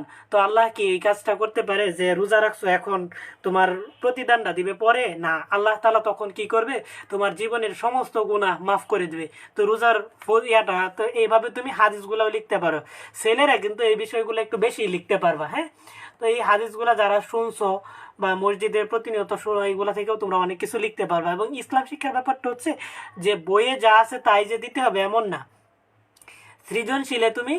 সৃজনশীলে তুমি যেগুলা মানে অবশ্য বানায় দেওয়া যাবে না, সত্যগুলা দিতে হবে। যে আল্লাহ বলছে যে রোজার প্রতিদান আল্লাহ নিজে দিবে এবং রোজার প্রতিদান আল্লাহ বাকি রাখে না, সাথে সাথেই দিয়ে দেয়। তো এটা তুমি দিতে পারো। কেউ ধাক্কাধাক্কি করবেন না, তবারক সঠিক সময়ে দেওয়া হবে। হ্যাঁ, তবারক সঠিক সময়ে দেওয়া হবে। কেউ কয়েকটা জিলাপির স্টিকার মেরা দাও তো কমেন্টে। নকল করে নিলে গুনাহ হবে। এই ফতুয়া আমি দিতে পারবো না। এই ফতুয়া তুমি যারা ইসলামিক স্কলার আছে তাদের কাছ থেকে নেও ফতুয়া। হ্যাঁ হ্যাঁ, ফুল মার্কস পাওয়া সম্ভব। আমি বললাম না, আমি রিটেনে 64 কেমনে পাইছি? আমাকে যদি রিটেনে 10-এ 10 একটাতে না দিছে, তাহলে কি আমি 64 পাইছি রিটেনে ইসলাম শিক্ষায়? 64 তো সম্ভব না, 63 সম্ভব যদি ফুল না দেয়, ফুল দেয়। এবং আমি অনেক আরবি লিখছি। আমি মনে হয় মিনিমাম 20টা আরবি আয়াত লিখে রেখে আসছিলাম ইসলাম শিক্ষা পরীক্ষায়। এবং আমি খুবই ছোট প্রশ্ন লিখছি, খুবই ছোট প্রশ্ন লিখছি, 1 পৃষ্ঠা গ 1 পৃষ্ঠা এইভাবে লিখছি। আমি 64 পেয়ে গেছি রিটেনে। তো জাকাত, নামাজ, হজ, তিনটা থেকেই প্রশ্ন আসতে পারে। তিনটা থেকে প্রশ্ন আসলে একইভাবে দিয়ে দিবা। সো এটা কিন্তু তুমি দিতে পারো যে রোজা হচ্ছে ডাল স্বরূপ, রোজার প্রতিদান আল্লাহ নিজে দিবে, এইগুলা দিয়ে তুমি বাংলা দিয়ে দিতে পারো। এবং এই যে যেই কথাটা এই যে ইয়ার মধ্যে এখানে কোথায় আছে, এখানে যেটা আছে যে ওয়াকিমুস সালাতা ওয়া আতু যাকাতা, এটা কি 82 বার, এই আয়াতটা তুমি মুখস্থ করো। 2 নাম্বার, যদি তুমি 2 নাম্বার কোনো আয়াত মুখস্থ করো একটার পরে, ওই যে লাইসা কামিসলিহি শাই, এরপরে যদি তুমি মনে করো যে তুমি 2টা আয়াত মুখস্থ করবা, তাহলে অবশ্যই এটা পড়ে যাবে এবং এটা আনসার করতেই পারবা। জাকাত থেকে আসলেও এটা দিতে পারবা। নামাজ থেকে তো জাকাত এবং নামাজ থেকে তো প্রশ্ন মাস্ট বি আসবে। সো এটা তুমি দিতে পারো। বুঝাইতে পারছি? নামাজের গুরুত্ব থেকে তো প্রশ্ন আসবেই, তো তুমি এটা নামাজের মধ্যে দিতে পারবা। হজ, হজ হচ্ছে কি ধনীদের জন্য, হজ সবার জন্য ফরজ না, ধনীদের জন্য ফরজ। হজের কি, হজের ওয়াজিব সমূহ যে ইহরাম বাঁধা, আনুষ্ঠানিকভাবে নিয়ত করা, ইহরাম বাঁধা মানে কি নিয়ত করা, 9 জিলহজ আরাফার ময়দানে অবস্থান করা, তারপরে কি তাওয়াফে জিয়ারত, যে তাওয়াফ করা, যেটা কাবা ঘরকে তাওয়াফ করা, এগুলা হজের। হজের ফরজ রয়েছে 3টি, ওয়াজিব হচ্ছে 7টি। ফরজ কয়টি, ওয়াজিব কয়টি? ফরজগুলা একদম খ নাম্বারের জন্য মুখস্থ করে যাবে, যে ফরজ, হজের ফরজ কয়টি এবং কি কি খ নাম্বারে আসবে। এবং এমসিকিউ আসতে পারে হজের ফরজ কয়টি বা নিচের কোনটি হজের ফরজ, তুমি 3টা কি করবে, একদম কানা মুখস্থ করে বলবো হজের ফরজ 3টা। এটা থেকে এমসিকিউ আসবে, কিভাবে আসবে, যে হজের ফরজ কয়টি, একটা এমসিকিউ গুলো আসতে পারে নিচের কোনটি হজের ফরজ, একটা দিবে আর বাকি দেখবা যে অন্যগুলো অন্য জায়গা থেকে দিয়ে দিবে, তো তুমি ফরজ কোনটা বুঝতেই পারবা। এইগুলা এত মুখস্থ করার দরকার নাই, ফরজগুলো মুখস্থ করবা। তো আবার 3টা অনুধাবনমূলকেও থাকতে পারে, যে মনে করো 2টা সঠিক 1টা ভুল, বা 3টাই সঠিক, এরকম ভাবে হজের ফরজ থেকে এমসিকিউ মাস্ট বি পাবা হজের ফরজ থেকে, এটার কোনো দরকার নাই। মালিক শ্রমিক সম্পর্ক, মালিক এবং শ্রমিকের সম্পর্ক কি হবে, মালিক এবং শ্রমিক কি হবে, শ্রমিকের কি, শ্রমিকের গায়ের ঘাম শুকিয়ে যাওয়ার আগে তার পারিশ্রমিক দিয়ে দাও, ইবনে মাজা বা হাদিস শরীফ দিয়ে দিবা। তোমার যদি মনে না থাকে যে ইবনে মাজা, সহি বুখারী, সহি মুসলিম, তাহলে দিবা যে পবিত্র হাদিস, বলে দিবা কি, যে পবিত্র হাদিস শরীফ, পবিত্র হাদিস, এটা বলে দিবা রেফারেন্স হিসাবে, যে শ্রমিকদের, এটা তো একটা হাদিস তুমি জানো, তারপরে বলে দিবা যে পবিত্র হাদিসের মধ্যে আছে যে শ্রমিকদের গায়ের ঘাম শুকানোর পূর্বেই তার পারিশ্রমিক দিয়ে দাও কাজ করলে। তো এই যে এটা তুমি দিতে পারো।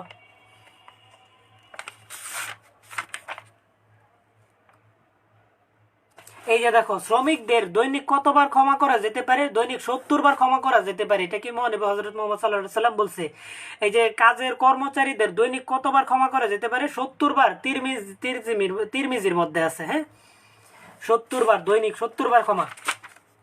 তারপর হচ্ছে এই যে ইকরা বিসমি রব্বিকাল্লাযী খালাক, আলাক না খালাক, ঠিকই বলছিলাম আমি।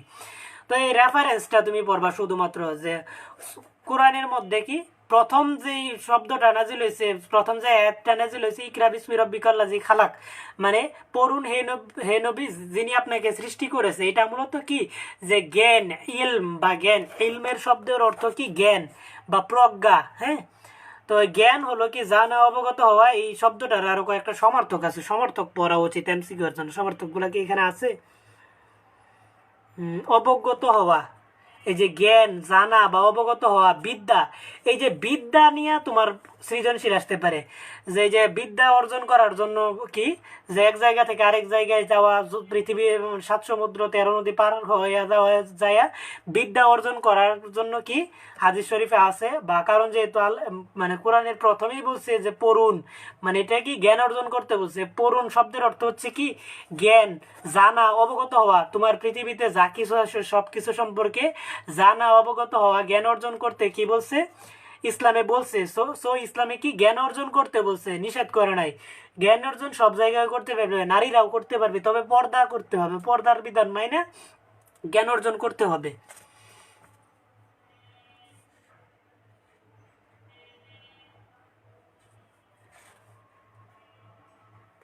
কমেন্ট করতে বারণ করেন, জিলাপি দিছে না, ও তো আমি বললাম না একজনকে জিলাপি দিতে, তোমরা না বলছো জিলাপি লাগবে, সো ও জিলাপি দিয়ে দিছে, একজনে আমার পক্ষ থেকে জিলাপি দিছে, সবাই নিয়ে নেও যে যেটা পারো।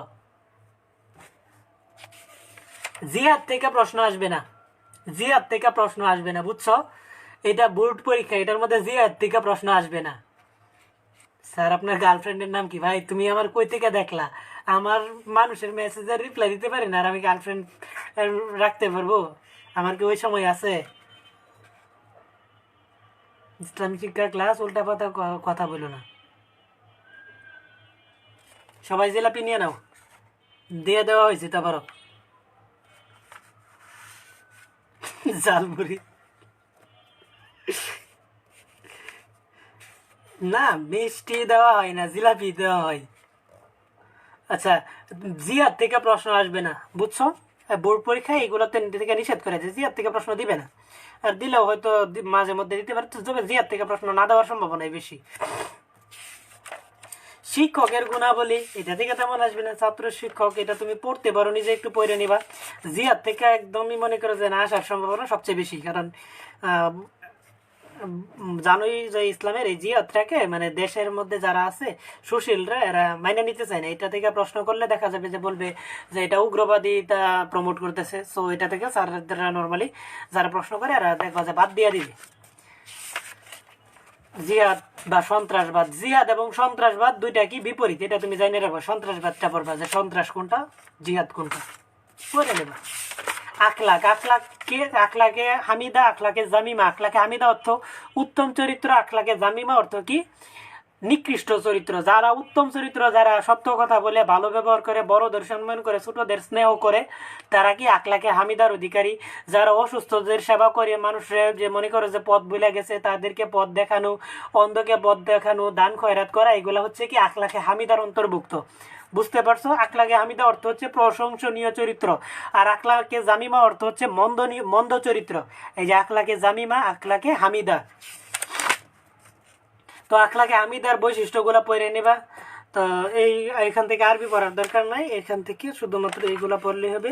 তাকুয়া, এই যে এতক্ষণ পরে আসছে তাকুয়া। তাকুয়া কি? রোজার মধ্যে তাকুয়া করতে হবে বা কুরবানির মধ্যে তাকুয়া। এখন তোমরা এখানে যারা আছো সায়েন্সের কারা কারা আছো একটু জানে তো সবাই সায়েন্সের সাবজেক্টগুলো। আমি তো নর্মালি ইসলাম শিক্ষাও আমি পড়াই না, গণিতও আমি পড়াই না, ইংরেজিও আমি পড়াই না, বাংলাও আমি পড়াই না। যেহেতু তোমাদের পরীক্ষার মধ্যে আমি একটা সাপোর্ট দেওয়ার চেষ্টা করছি।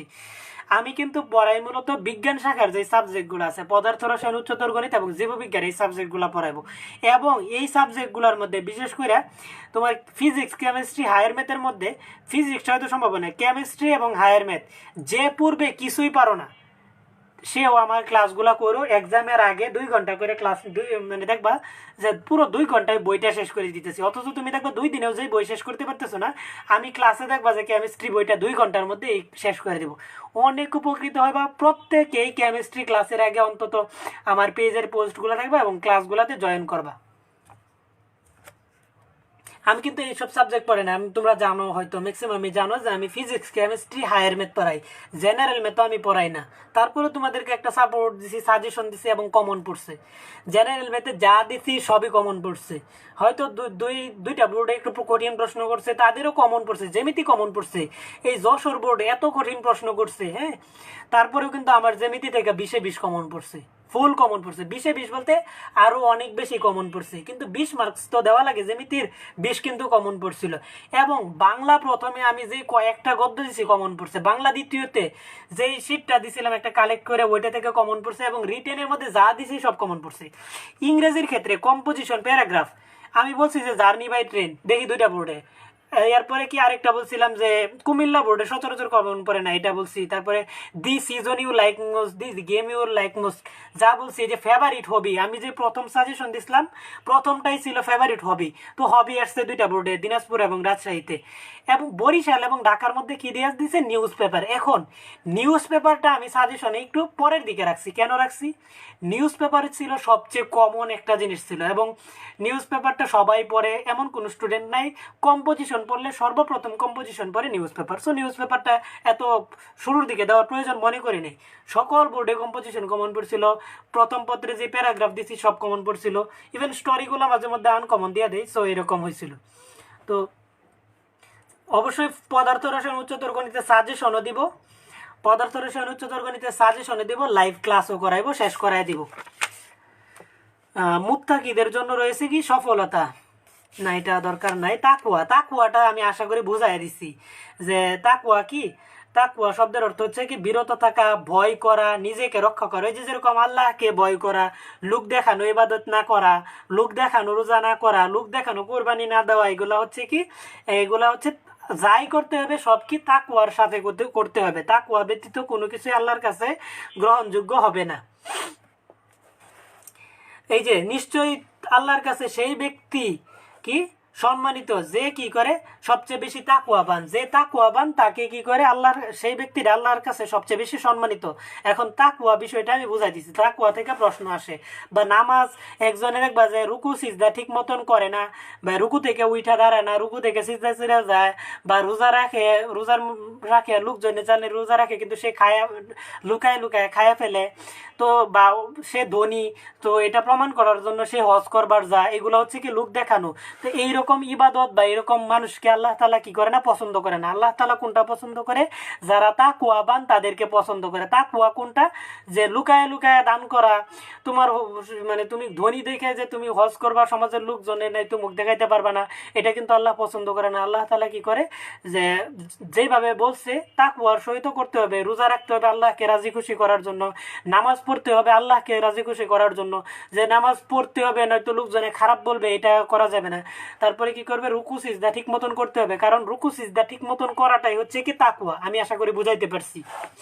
তাকওয়া গেল। ওয়াদা পালন, হে ইমানদারগণ তোমরা আমার নিকট অঙ্গীকার পূর্ণ হয়েছে, এটার দরকার নাই।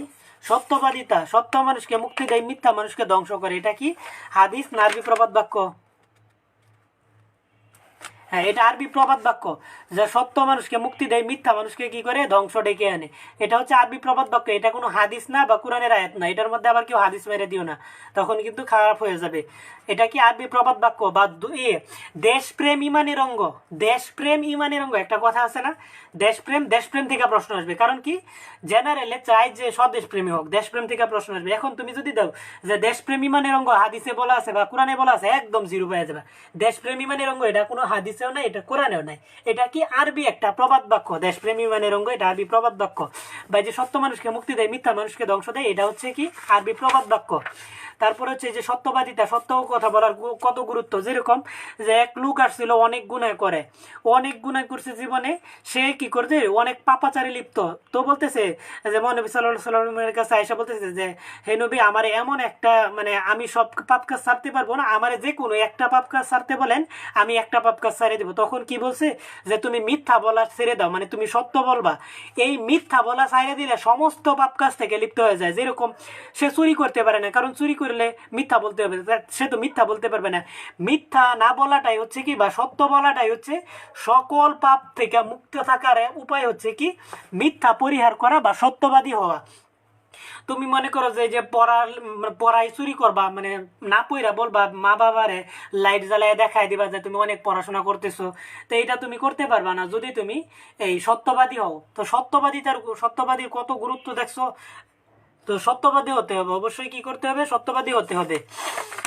তারপর দেখো যে শালীনতা, শালীনতাটা মূলত হচ্ছে কি, যে পর্দার যে ব্যাপারটা, যে পুরুষের যে এরকম কাপড় পরতে হবে, মর্জিত কাপড় পরতে হবে, টাকনো উপরে। বর্তমান যুগটা কি হয়েছে জানো, যে মেয়েরা পরে কি প্লাজো, আর প্লাজো গুলা কি হয় অনেক উপরে থাকে, আর ছেলেরা পরে কি জিন্স, আর জিন্স গুলো একদম নিচে থাকে। মূলত এটা কি একটা খ্রিস্টানদের কালচার।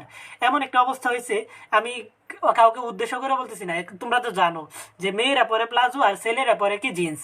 তো দেখা যায় যে মেয়েরার যে প্লাজো গুলা পরে, এই প্লাজো গুলা টাকনুর উপরে থাকে। অন্যদিকে ছেলেরা কি করে,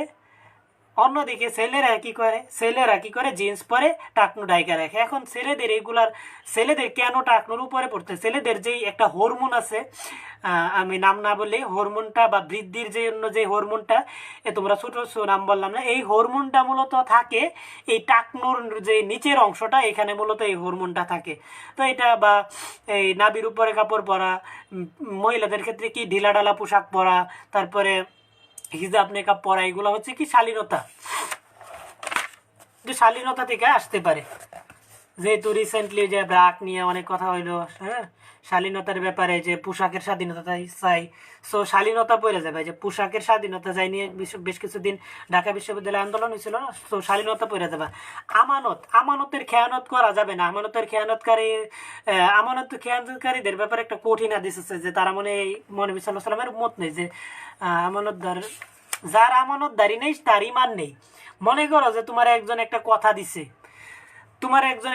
বললো যে কথা দাও, কাউকে বলবা না, তার মানে কি, তোমার কাছে আমানত করে দিয়ে রাখছে কথাটা, তো তুমি যদি বইলা দাও তাহলে তুমি কি করলা, আমানতের খেয়ানত করলা। আর আমানতের খেয়ানত কারা করে জানো, মুনাফিকরা করে। আমানতের খেয়ানত কারা করে? মুনাফিকরা করে। আর মুনাফিকদের ব্যাপারে কঠিন একটা হাদিস আছে যে সূরা আল মুনাফিকুন আয়াত 1, কোরআন শরীফের সূরা আল মুনাফিকুন আয়াত 1 কি, ইন্নাল মুনাফিকুনা লাকাজ্জাবাত, যে আল্লাহ সাক্ষী দিতেছে মুনাফিকরা মিথ্যাবাদী এবং তাদের স্থান হবে কি, জাহান্নামের নিম্নস্থানে, সর্বনিম্ন স্থান লাজায়। তো মুনাফিকের ব্যাপারে যে আমানতের খেয়ানত করা কি মুনাফিক, আর মুনাফিকদের স্থানটা কোথায় হবে? তো এই যে আমানত থেকে প্রশ্ন আসলেও তুমি ওই আয়াতটা দিতে পারবা। মানব সেবা, মহানবী সাল্লাল্লাহু আলাইহি সাল্লামের যে পথে কাটা বিছায় রাখতো এক বুড়ি, তো তারেও কিন্তু মহানবী সাল্লাল্লাহু আলাইহি সাল্লাম অসুস্থ হলে কি করছে? সেবা করছে। সো অবশ্যই কি করবে? মানব সেবা করা কি, মানব সেবা করা আমাদের রাসূল, আমাদের নবীর কি আদর্শ। আমরা কি করব? মানব সেবা করব, পশু পাখিদের প্রতি মানে যে সহনশীল আচরণ করব, এগুলো হচ্ছে কি নবীর বৈশিষ্ট্য। এইগুলো হচ্ছে কি আখলাকে হামিদা। নবীর হযরত মুহাম্মদ সাল্লাল্লাহু আলাইহি সাল্লাম যা করছে সবই তো আমাদের জন্য সুন্নত। সো এইগুলা কিন্তু করতে হবে। তারপর হচ্ছে নারীর প্রতি সম্মানবোধ। হ্যাঁ, এটা পড়ে নিবা। নারীর প্রতি সম্মানবোধ করতে হবে, কারণ প্রত্যেকটা ছেলেরই কি একটা মা থাকে। অনেক ছেলেরা রাস্তাঘাটে বেরোলে ভুল হয়ে যায় যে তার বাড়িতেও তার মা আছে, তার বোন আছে। হ্যাঁ, তার মা একটা মেয়ে, এটা ভুলা যায়, যার কারণে মেয়েদেরকে অনেক কি করে। সো এই যে মায়ের পদতলে সন্তানের বেশ, এটা কোরআনের আয়াত না, এটা কি হাদিস। এটা একটা কি হাদিস। মায়ের পদতলে, মায়ের পায়ের নিচে সন্তানের বেশ, লেখা দিবা পবিত্র হাদিস। তোমার যদি এটা মনে না থাকে, লেখা দিবা যে পবিত্র হাদিস। পবিত্র হাদিসে কি বলা আছে? যে মায়ের পায়ের নিচে সন্তানের বেহেশত। সো নারীর প্রতি সম্মানটা কত গুরুত্বপূর্ণ বুঝতে পারতেছো। শুধু তোমার মা এই যে মা এরকম না, তোমার মায়ের যে চাচি, তারাও কিন্তু মায়ের সমতুল্য। চাচি, হ্যাঁ, তারা কিন্তু মায়ের সমতুল্য। আর নারীর প্রতি যে সম্মান, আল্লাহ তাআলা নারীদের অধিকার নিয়ে পবিত্র কোরআনে একটা সূরাই নাজিল করছে। সেই সূরাটার নাম কি বলতে পারবা কেউ? কমেন্টে একটু বলো তো। আল্লাহ নারীদের অধিকার, নারীদের নিয়ে একটা পবিত্র কোরআনে অনেক বড় একটা সূরা নাজিল করছে। কেউ বলতে পারবা সূরাটার নাম? আমি যতদূর জানি খুব সম্ভবত অন্যতম বড় সূরা, এবং হতে পারে এটা কোরআনের দ্বিতীয় সর্ববৃহৎ সূরা। যেরকম না, দ্বিতীয় তো আল মাইদা না, সবচেয়ে বড় সূরা হচ্ছে কি সূরা আল বাকারা, দ্বিতীয় খুব সম্ভবত সূরা আল মাইদা, এরপরে অন্যতম বড় একটা সূরা। এবং ওই সূরাটার পুরো অর্থটা আমি পড়ছি। না, মরিয়ম না, ভুল বলছো, সূরা আল নিসা, তানভীর। হ্যাঁ, তুমি সঠিক বলছো, সূরা আল নিসা। নারীদের অধিকার সম্পর্কে কি করছে আল্লাহ? একটা মানে নারীদের সম্মান করতে হবে। কেন সম্মান করতে হবে? কারণ আল্লাহ নারীদেরকে নিয়ে শুধুমাত্র নারীদেরকে নিয়ে একটা সূরা নাজিল করছে। তো দেখতে পারছো বা এই মহানবী সাল্লাল্লাহু আলাইহি সাল্লামকে সাহাবীরা প্রশ্ন করছিল যে হে রাসূল, আমার বাবার অধিকার বেশি না আমার মায়ের অধিকার বেশি? তখন বলছিল যে সবচেয়ে বেশি কার অধিকার? বলছে যে মায়ের। তারপরে বলছে কার? বলছে মায়ের। তারপরে বলছে কার? মায়ের। মানে 3 বার বাবার চেয়ে 3 গুণ হচ্ছে কি মায়ের অধিকার। মানে মায়ের প্রতি করতে হবে, সদয় থাকতে হবে। বাবার চেয়ে 3 গুণ অধিকার আছে মায়ের। আবার দেখো যে একটা কথা বলি, তোমরা হয়তো জানো না, যারা আছো মনোযোগ দিয়ে। তোমরা আসো না যে পড়ালেখায় দুর্বল, পড়ালেখা পারো না, আবার অনেকে আছে চোখে দেখো না। এটা হচ্ছে কি যে একটা মানুষ, তুমি যে জন্মগ্রহণ করছো, তোমার মধ্যে তোমার বাবার থেকেও তোমার একটা অংশ আছে, তোমার মা থেকেও একটা। তোমার যে মানুষের যখন এই যে ভ্রূণগুলা সৃষ্টি হয় মায়ের পেটে থাকা অবস্থায়, তখন ভ্রূণের মধ্যে যে মস্তিষ্ক বা ব্রেইন, এটা সৃষ্টি হয় বাবার অংশ থেকে। আর যে চোখের প্রতি আছে, চোখ আছে না, চোখের ভিতরের যে অংশটা, মানে আমরা যেটা দিয়ে দেখি, এটা তৈরি হয় মায়ের অংশ থেকে। সো তুমি যদি তোমার মায়ের সাথে খারাপ ব্যবহার করো, তাহলে তুমি চোখে কম দেখবা এবং দিন দিন অন্ধ হয়ে পড়বা। আর তুমি যদি তোমার বাবার সাথে খারাপ ব্যবহার করো, তুমি তোমার মেধা কমে যাবে, তুমি দুর্বল স্টুডেন্ট হবা, তুমি পড়াশোনায় ভালো করতে পারবা না, তুমি লাইফে সফল হতে পারবা না। এই বিষয়টা জানতা কি তোমরা? এই বিষয়টা কি জানতা যে বাবার অংশ থেকে বাবার সাথে খারাপ ব্যবহার করলে তোমার মস্তিষ্ক, তোমার ব্রেইন কমে যাবে, তুমি পাগল হয়ে যাবা। আর মায়ের সাথে খারাপ ব্যবহার করলে তুমি চোখে কম দেখবা। না, বড় লেখা তো অবশ্যই একটু বড় করতে হবে। আমি পারফেক্ট লেখার ক্ষেত্রে বলতেছি, জানতা না, জানে রাখো। সো বাবা মার সাথে সদয় ব্যবহার করবা।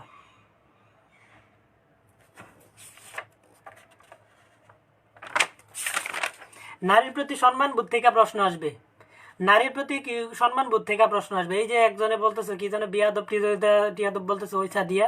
তো যাই হোক, নারীর প্রতি সম্মান বোধ করবা, কারণ কি আল্লাহ তাআলা নারীদেরকে অনেক সম্মানিত করছে।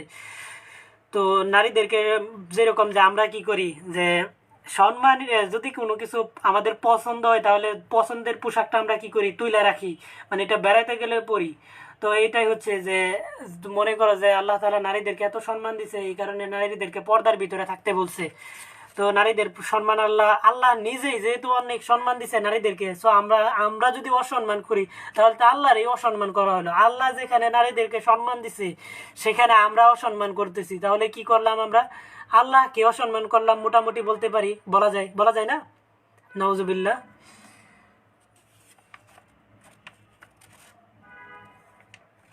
ভাইয়া বিয়ে করবেন কবে?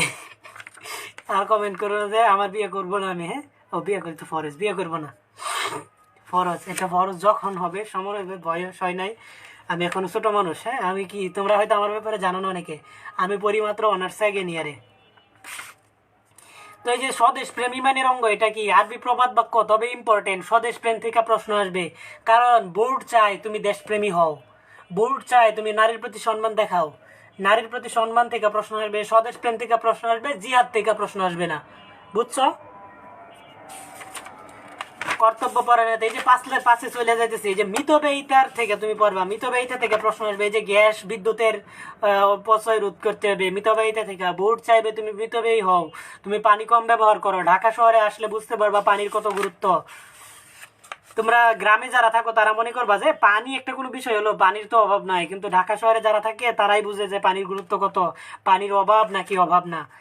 যখন কিনা কিনা পানি খাইতে হয় তখন বুঝবা। প্রতারণা, প্রতারণা, হ্যাঁ, প্রতারণা থেকে প্রশ্ন আসতে পারে। প্রতারণা কি? এই যে প্রশ্ন আউট, নকল করা, এগুলা কি প্রতারণা। আখলাকে জামিলার আখলাকে জামিমা এর অন্তর্ভুক্ত প্রতারণা। তারপরে কি? গিবত, একদম অনেক গুরুত্বপূর্ণ। গিবত, গিবত কি? যেই গিবত নর্মালি মহিলারা বেশি করে। গিবত হচ্ছে কি মৃত ভাইয়ের গুস্তু খাওয়ার সমান। এটা কি? মহানবী হযরত মুহাম্মদ সাল্লাল্লাহু আলাইহি ওয়াসাল্লাম বলছে যে তোমরা কি তোমার মৃত ভাইয়ের গোশত খেতে ভালোবাসো? তো তারপরে অবশ্যই তোমরা অবশ্যই তা ভালোবাসবে না। তো ও না, আল্লাহ তাআলা বলছে সূরা আল হুজুরাত আয়াত 22, এটা কি আল্লাহ তাআলা গীবতের ব্যাপারে কঠোর হুঁশিয়ারি দিছে। কোরআন শরীফের মধ্যে বলে দিছে যে গীবত হচ্ছে মৃত ভাইয়ের গোশত খাওয়ার সমান। আল্লাহ তাআলা কোরআনে বলছে, আয়াত মুখস্থ করার দরকার নাই, পারলে রেফারেন্সটা অন্তত এটা বলে দিবা, অর্থটা বলবা, এবং বলবা অর্থটা নীল কালি দিয়ে লিখবা যে আল্লাহ তাআলা পবিত্র কোরআনে বলে দিয়েছে গীবত হচ্ছে কি মৃত ভাইয়ের গোশত খাওয়ার সমান। তো এইটা কি গীবতের ব্যাপারে কঠোর হুঁশিয়ারি আছে। হিংসা, হিংসা, ফাসাদ, শত্রুতা, বিদ্বেষ, সমর্থক, নিজেকে বড় মনে করা, এগুলা কি? হিংসা। অন্যের উন্নতি, সুখ দুঃখ সহ্য করতে না পারা। আরবি ভাষায় হিংসা শব্দের আরবি শব্দ হচ্ছে হাসাদ। এটা পড়ে রাখবা, আসতে পারে। হাসাদ শব্দের অর্থ কি? হিংসা। হিংসার কুফল, হিংসা করে কেউ কখনো নিজে কখনো বড় হইতে পারে না। যেরকম যে আমি সবসময় হিংসার ব্যাপারে আমার আরেকটা ভিডিও আছে, দেখতে পারবা, হয়তো আমার পেজে পাইবা না, পেজে হয়তো অনেক নিচের দিকে আছে, আমার এই টিকটক অ্যাকাউন্টে গেলে পাইবা ভিডিওটা হিংসার ব্যাপারে। যে মনে করো যে আমি সবসময় কি করতাম জানো, যে এই যে একটা দাগ দিলাম, হ্যাঁ, বললাম যে এটাকে না ধইরা না সোয়া না মুইসা ছোট করে দিতে, তখন তুমি কি পারবা? পারবা। কেমনে পারবা? আমি পারবো, তোমরা অনেকে পারবা না, অনেকে পারবা যারা জানো। এই ডাক্তারে না ধইরা না সোয়া না মুইসা ছোট করে দিতে পারবা? তো আমি পারবো। কেমনে পারবো? এই যে নিচে আর একটা বড় দাগ করে টাইনা দিলে কি হয়ে যাবে? এই দাগটা ছোট হয়ে যাবে অটোমেটিক্যালি। তো অন্যকে হিংসা না কইরা নিজে উপরের দিকে উঠো, নিজে বড় হয়ে যাও, তখন দেখবা কি জানো, তখন দেখবা যে তোমার মধ্যে হিংসা করা ছাড়াই, তুমি হিংসা করে তুমি নিজে বড় হইতে পারবা না, কিন্তু তুমি তোমার কাজের মাধ্যমে নিজে বড় হয়ে যাবে, তখন দেখবা যে অন্য এমনিতেই ছোট হয়ে যাবে। তো হিংসা কিন্তু মারাত্মক একটা অপরাধ, মারাত্মক গুনাহ।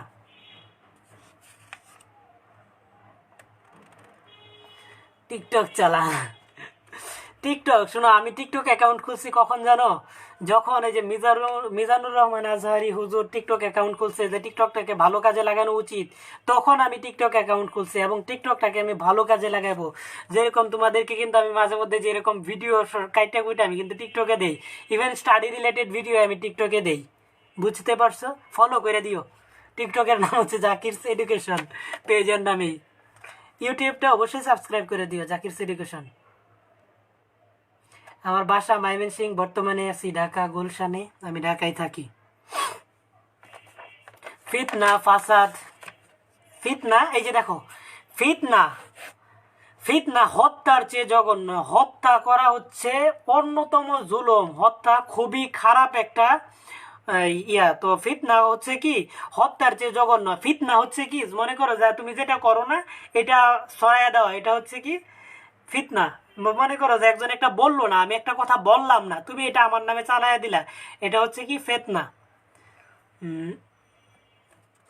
পরচর্চা, ওই যে পরচর্চা করা, ওর প্রসার ঘটায়, ফিতনা ফাসাদ এগুলা কি করে, পরচর্চা। তো এই যে ফিতনা ফাসাদ থেকে পড়ে নেবা কর্মবিমুখতা, এইটা থেকেও বোর্ড প্রশ্ন করবে।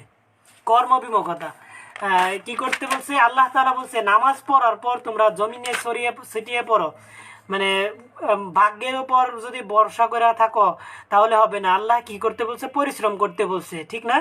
আল্লাহ তাআলা নামাজ পড়ার পরে জমিনে ছড়ায় ছিটায় পড়তে বলছে, যেন কি করতে বলছে, তোমরা মানে মনে করো যে আমি ভাগ্যে থাকলে, তুমি ঘরে বসে থাকলে যে আমি আজকে বিরিয়ানি খাবো কারণ আমার ভাগ্যে আছে, হবে না, তোমাকে পরিশ্রম করতে হবে। আল্লাহ তাআলা পরিশ্রম বলতে ভাগ্যকে করতে বলছে, ভাগ্যকে অর্জন করে নিতে বলছে, পরিবর্তন করে নিতে বলছে। তুমি যা কর, তুমি তোমার নিজের উপর, তুমি শুধুমাত্র ভাগ্যের উপর দোষ দিলে হবে না। ভাগ্য হচ্ছে 2%, তবে অবশ্যই ভাগ্যের উপর বিশ্বাস করতে হবে। ভাগ্যের উপর বিশ্বাস না করলে ইমানই থাকবো না। ভাগ্যের উপর কি করতে হবে, বিশ্বাস করতে হবে। আমি অনার্স সেকেন্ড ইয়ারে পড়ি, ইউনিভার্সিটি বলতে অনার্স সেকেন্ড ইয়ারে সরকারি তিতুমির কলেজ, যেটা মানে ন্যাশনালের মতো না, আবার ঢাকা বিশ্ববিদ্যালয়ের অধিভুক্ত তিতুমির কলেজে ম্যাথমেটিক্সের সেকেন্ড ইয়ারে পড়তেছি আমি কিন্তু ম্যাথমেটিক্সে অনার্স করতেছি, তবে আমি ম্যাথমেটিক্স সাবজেক্ট পড়াই না, আমি পড়াই ফিজিক্স, কেমিস্ট্রি এবং হায়ার ম্যাথ পড়াই। এই যে 5 অধ্যায় তোমাদের আদর্শ জীবন চরিত্র, 5 অধ্যায় পড়ানোর মতো কিছু নাই। 5 অধ্যায় হচ্ছে মুখস্থর মতন বিষয়, তুমি পড়া যাইবা।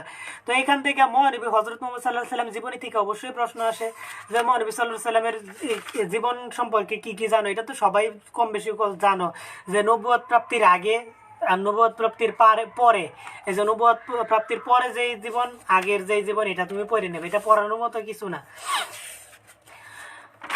এবং যত ভালো আছে সবগুলো। মক্কা বিজয়, বিদায় হজ, হ্যাঁ আজ আমাদের শুধু মুক্ত না, বিজয় হচ্ছে এমসিকিউ আসবে, কখতে আসতে পারে। আবু বকর খোলাফায়ে রাশিদিন, এটা দেখে না যে কি জানো, আমি যেটা খুঁজতেছি আলী রাদিয়াল্লাহু তাআলা পড়ে নিবা। মুসলিম মনীষী, বিজ্ঞানীটা কঠিন লাগে, বিজ্ঞানী পারবা না তোমরা।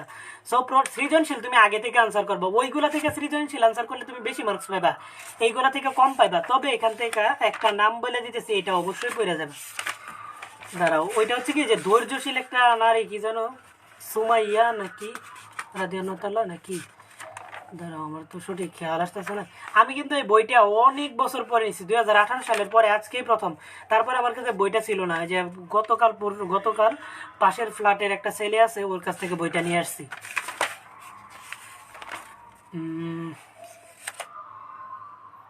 পাচ্ছি না তো, নাকি এখানে নাই। হযরত উমর রাদিয়াল্লাহু তাআলা অনেক কঠিন বিচারক ছিল। আলী রাদিয়াল্লাহু তাআলা, ইমাম বুখারী, ইমাম হানিফা, গাজালি, ওই জীবনীটা পড়ে যাবে, কিন্তু আমি তো পাচ্ছি না। প্রথম দিকে দেখি, মনে হয় বইটা শর্ট করে ফেলছে, নয়তো আমার সময় ছিল, এখন তো দেখছি না।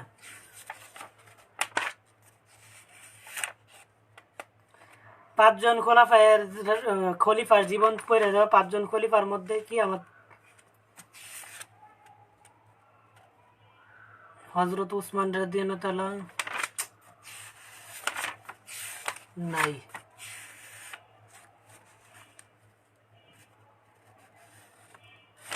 5 বোঝানোর মতো কিছু নাই, 5 হচ্ছে মুখস্থর মতন, 5 মুখস্থ, রিডিং পড়বা, মুখস্থ করবা।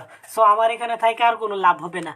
আমি তোমাকে এই অধ্যায়গুলা থেকে আমি যা বলছি, যতটুকু মনে রাখছো, ওই অধ্যায়গুলা থেকে সৃজনশীল আনসার করবা। এটা তুমি এমসিকিউ এর জন্য পড়ো, এটা থেকে প্রশ্ন আনসার করা কঠিন হয়ে পড়বে। সো কোন রকম পড়লে হবে, এটা এমসিকিউ এর জন্য ভালো মতনে পড়তে হবে, এখান থেকে এমসিকিউ আসবে। এবং অধ্যায়টা কিন্তু ছোট, অন্য অধ্যায়গুলোর চেয়ে অধ্যায়টা ছোট, তবে এটা এমসিকিউ এর জন্য পড়বা। তবে এই যে বিজ্ঞানীদের মধ্যে তো তোমরা পারো না, ওই যে বিজ্ঞানের ক্ষেত্রে এমসিকিউ মুখস্থ করতে পারো গাইড বা টেস্ট পেপার থেকে। তবে বিদায় হজ থেকে এমসিকিউ আসবে, বিদায় হজ থেকে এখান থেকে এমসিকিউ করবা, বিদায়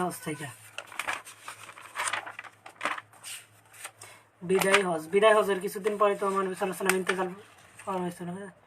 শেষ নবী আর কোনো নবী আসবে না, 11 নাম্বার বিদায় হজের মধ্যে যেটা ছিল।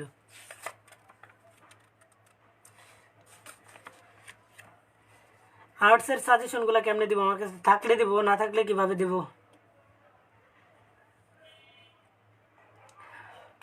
নাম্বার কল দিও না, শুধু শুধু এখন এক্সামের কারণে কলও রিসিভ করতে পারি না, মেসেজও করতে পারি না, পেজে কমেন্ট করো। হ্যাঁ, আর অবশ্যই সায়েন্সের সাবজেক্টগুলোর আগে ক্লাসে জয়েন করে দেখো যে মানে তোমার কল্পনার চেয়েও বেশি পরিমাণে পড়ায় দিব। তো ক্লাস কেমন লাগছে পরে আমি একটা পোস্ট করব, কমেন্টে জানাও। আমি কিন্তু প্রফেশনালি ইসলাম শিক্ষা পড়াই না, তবে ইসলাম সম্পর্কে বেশ ভালোই জ্ঞান আছে, বা আরবি সম্পর্কেও বেশ ভালোই জ্ঞান আছে, বা আরবি আমার বেশ ভালোই মুখস্থ আছে। সো এটা নিয়ে তোমাদেরকে একটু মানে সাজেশন দিলাম কিভাবে ভালো করা যায়, এবং প্রশ্নগুলা ওই অধ্যায়গুলা থেকে কিভাবে প্রশ্ন লিখবা। এই অধ্যায়গুলা থেকে সৃজনশীলের জন্য আমি যেই কথাগুলা বলছি এইগুলা তুমি মাথায় নিতে পারলে তুমি সৃজনশীল আনসার করে ফেলতে পারবা গ গ, এবং ক খতেও কমন পড়বে। বুঝাইতে পারছি? এবং এমসিকিউ এর জন্য তোমার অবশ্যই এমসিকিউ, আমি বললাম তো এমসিকিউ দেখবা যে খুবই খারাপ হবে, তোমার অপশন দেখে তুমি বুঝতেই পারবা না, আর বলবে আসবে যে এটা কোন হাদিস, এটা কোন অংশ, কোথায় আছে, প্যাচ লাগিয়ে যাবে। ইসলাম শিক্ষার এমসিকিউ আমার মনে হয় যে অনেক কঠিন, বাংলা প্রথমের চেয়ে অনেক গুণ কঠিন, বাংলা দ্বিতীয়র চেয়েও কঠিন মনে হয়।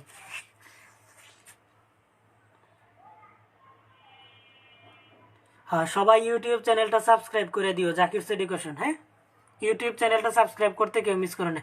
জিলাপি, অনেক জিলাপি উপরে দেওয়া আছে, আয়াতগুলো পোস্ট করা আছে আমার টাইম লাইনে, দেখো যে পোস্ট করা আছে, ওই পোস্ট করাগুলো দেখে নিও।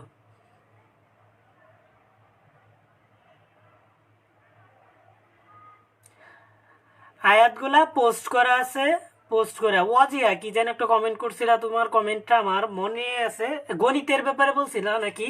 ও আরবি আয়াত বলছে, উত্তর দিছি আরবি আয়াতগুলা অন্তত তুমি 2টা আয়াত মুখস্থ করে যাও। 2টা আয়াত মুখস্থ করতে পারবা না, এক নাম্বার হচ্ছে আল্লাহ তাআলার কোনো কিছু সদৃশ নয়, আরেকটা হচ্ছে ওয়াকিমুস সালাতা ওয়াতু জাকাতা, মানে সালাত কায়েম করো এবং জাকাত দাও। তো এই যে এটা পড়ে যাবে, তুমি যদি তৃতীয় কোনোটা পড়ো তাহলে পড়বা এই যে সূরাল মুনাফিকুন আয়াত 1, যে এই যে ইন্নাল মুনাফিকুনা লাকাজ্জাবাত, 3টা আয়াত পড়ে যাও অন্তত, একটা দুইটা তিনটা, তিনটা যদি সম্ভব না হয় একটা সম্ভব, একটা পড়ে যাও, একটা দুইটা সম্ভব হলে 2টা পড়ে যাও, তিনটা সম্ভব হলে 3টা পড়ে যাও, যত বেশি সম্ভব। কিন্তু অবশ্যই প্রথম সৃজনশীলটার মধ্যে তুমি আরবি আয়াতটা লিখার চেষ্টা করবা, তাহলে তুমি বাকিগুলোতে মার্কস ভালো পাইবা। আর মনে করো তোমার লিখা খারাপ, হ্যাঁ তুমি আরবি লিখলা না, রেফারেন্স দিলা না, তখন তুমি রিটেনে মার্কস পাইবা 40, এমসিকিউ পাইবা 20, মোট মার্কস হবে 60, ইসলাম শিক্ষাতে পাইবা এ মাইনাস। তখন দেখবা যে মানে মইরা যেতে ইচ্ছা করবে ইসলাম শিক্ষাতে যখন এ মাইনাসটা পাইবা।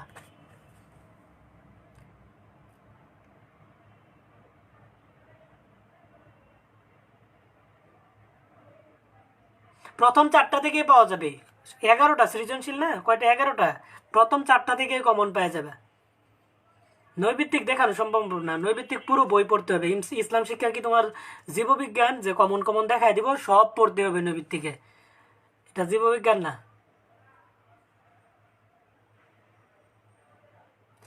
আয়াত কি পেন দিয়ে লিখবো? তুমি চাইলে কাঠ পেন্সিল দিয়ে লিখতে পারো। আর তুমি যদি মনে করো যে তোমার মধ্যে কনফিডেন্স থাকে যে তোমার ভুল হবে না আয়াত লিখার মধ্যে, তাহলে তুমি কলম দিয়ে লিখো। আর যাদের মধ্যে কনফিডেন্স নাই যে তোমার ভুল হইতে পারে, এখানে অনেকে আছে যাদের আমার চেয়ে ভালো কনফিডেন্স, আমার চেয়ে অনেক ভালো লিখতে পারে। শেষ করব, যারা আমার চেয়ে অনেক ভালো লিখতে পারে এরকম অনেকে আছে, আসো না? অনেকে আসো না যে মানে ইজিলি আরবি লিখতে পারো, তো তারা অবশ্যই কলম দিয়ে লিখবা। আর যারা মনে করো যে ভালো পারো না, তারা এইচবি কাঠ পেন্সিল দিয়ে লিখবা, না এইচবি না 2B কাঠ পেন্সিল দিয়ে লিখবা, বুঝছো? 2B কাঠ পেন্সিল দিয়ে আরবিগুলা লিখবা, 2B অথবা 4B, 2B অথবা 4B কাঠ পেন্সিল দিয়ে আয়াতগুলা লিখবা। কাঠ পেন্সিল দিয়ে লিখতে পারো, তবে কাঠ পেন্সিল দিয়ে লেখা সুন্দর হয় না, কাটা কাটা লাগবে না, আয়াত লিখলে হইলো। সারা, এখনো সারা বলতেছো? তোমাকে বললাম তো তুমি একটা আয়াত মুখস্থ করে দাও, এক দুই তিনটা, তিনটা না হলে দুইটা, দুইটা না হলে একটা, অন্তত একটা মুখস্থ করে দাও। এই যে আল্লাহ তাআলার কোনো কিছু সদৃশ নয়, 3 বার লিখতে পারবা, একটা মুখস্থ করে দাও। কিন্তু আমি আবার একটা জিনিস মানে তোমাদেরকে এই যে জোর করতেছি না, আমার জোরের কারণে, দয়া করে আমার জোরের কারণে কেউ নকল করে আবার আমারে গুনাহগার বানায় না, হ্যাঁ? অনেকে আছে যে আমি জোর করতেছি দেখে একটা লেখা লয়ে যাবো গা, দুইটা বা তিনটা লেখা লয়ে যাবো গা, এটা করো না যে।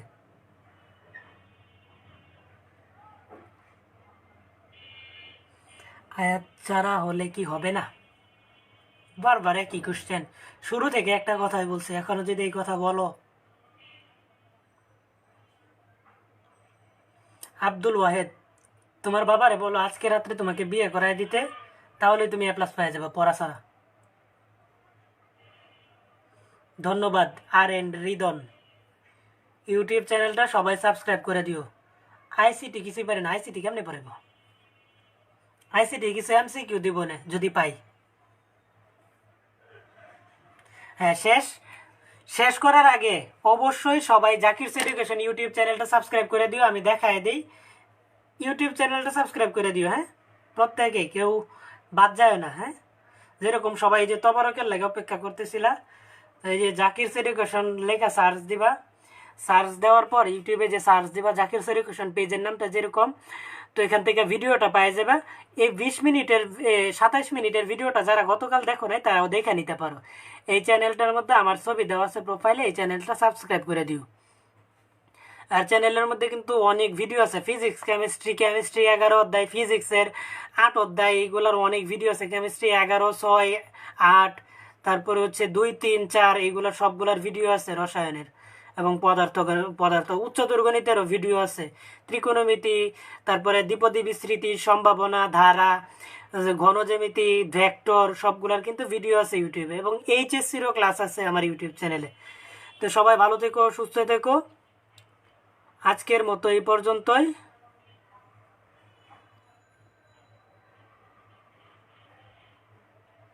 আর কি পোস্ট দিব? আমি তো বললাম, আমার সাথে সাথে দাগায় নিলাম, এখন কেমনে খুঁজে পাবো?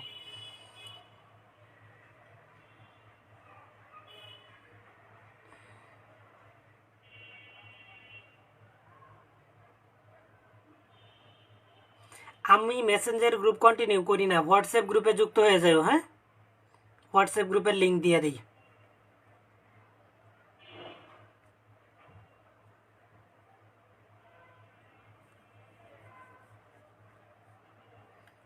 আমার হোয়াটসঅ্যাপ গ্রুপে যুক্ত হয়ে যাও।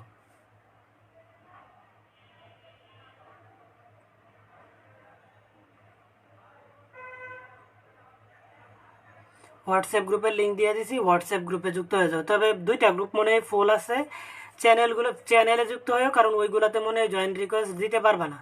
নাম্বার না লিঙ্ক দিছি, লিঙ্কে যুক্ত হয়ে যাও, হ্যাঁ?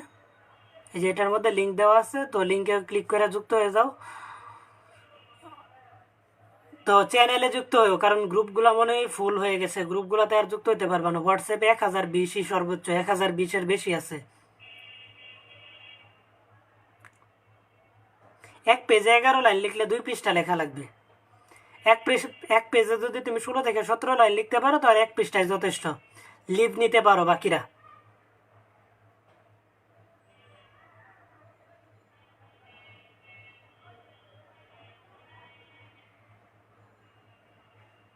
ও,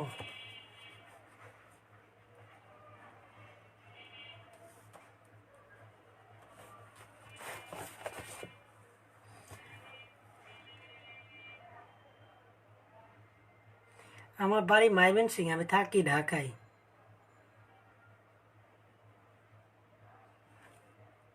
এই যে দাও, তোমারই আবার রিপ্লাই দিয়ে দিলাম, লিঙ্কটা পিন করা আছে তো, এই যে পিন করা আছে লিঙ্ক, এই যে এটার মধ্যে, এই কমেন্টটা ফুল দেখবা, এই যে লিঙ্ক। আল্লাহ হাফেজ, আসসালামু আলাইকুম।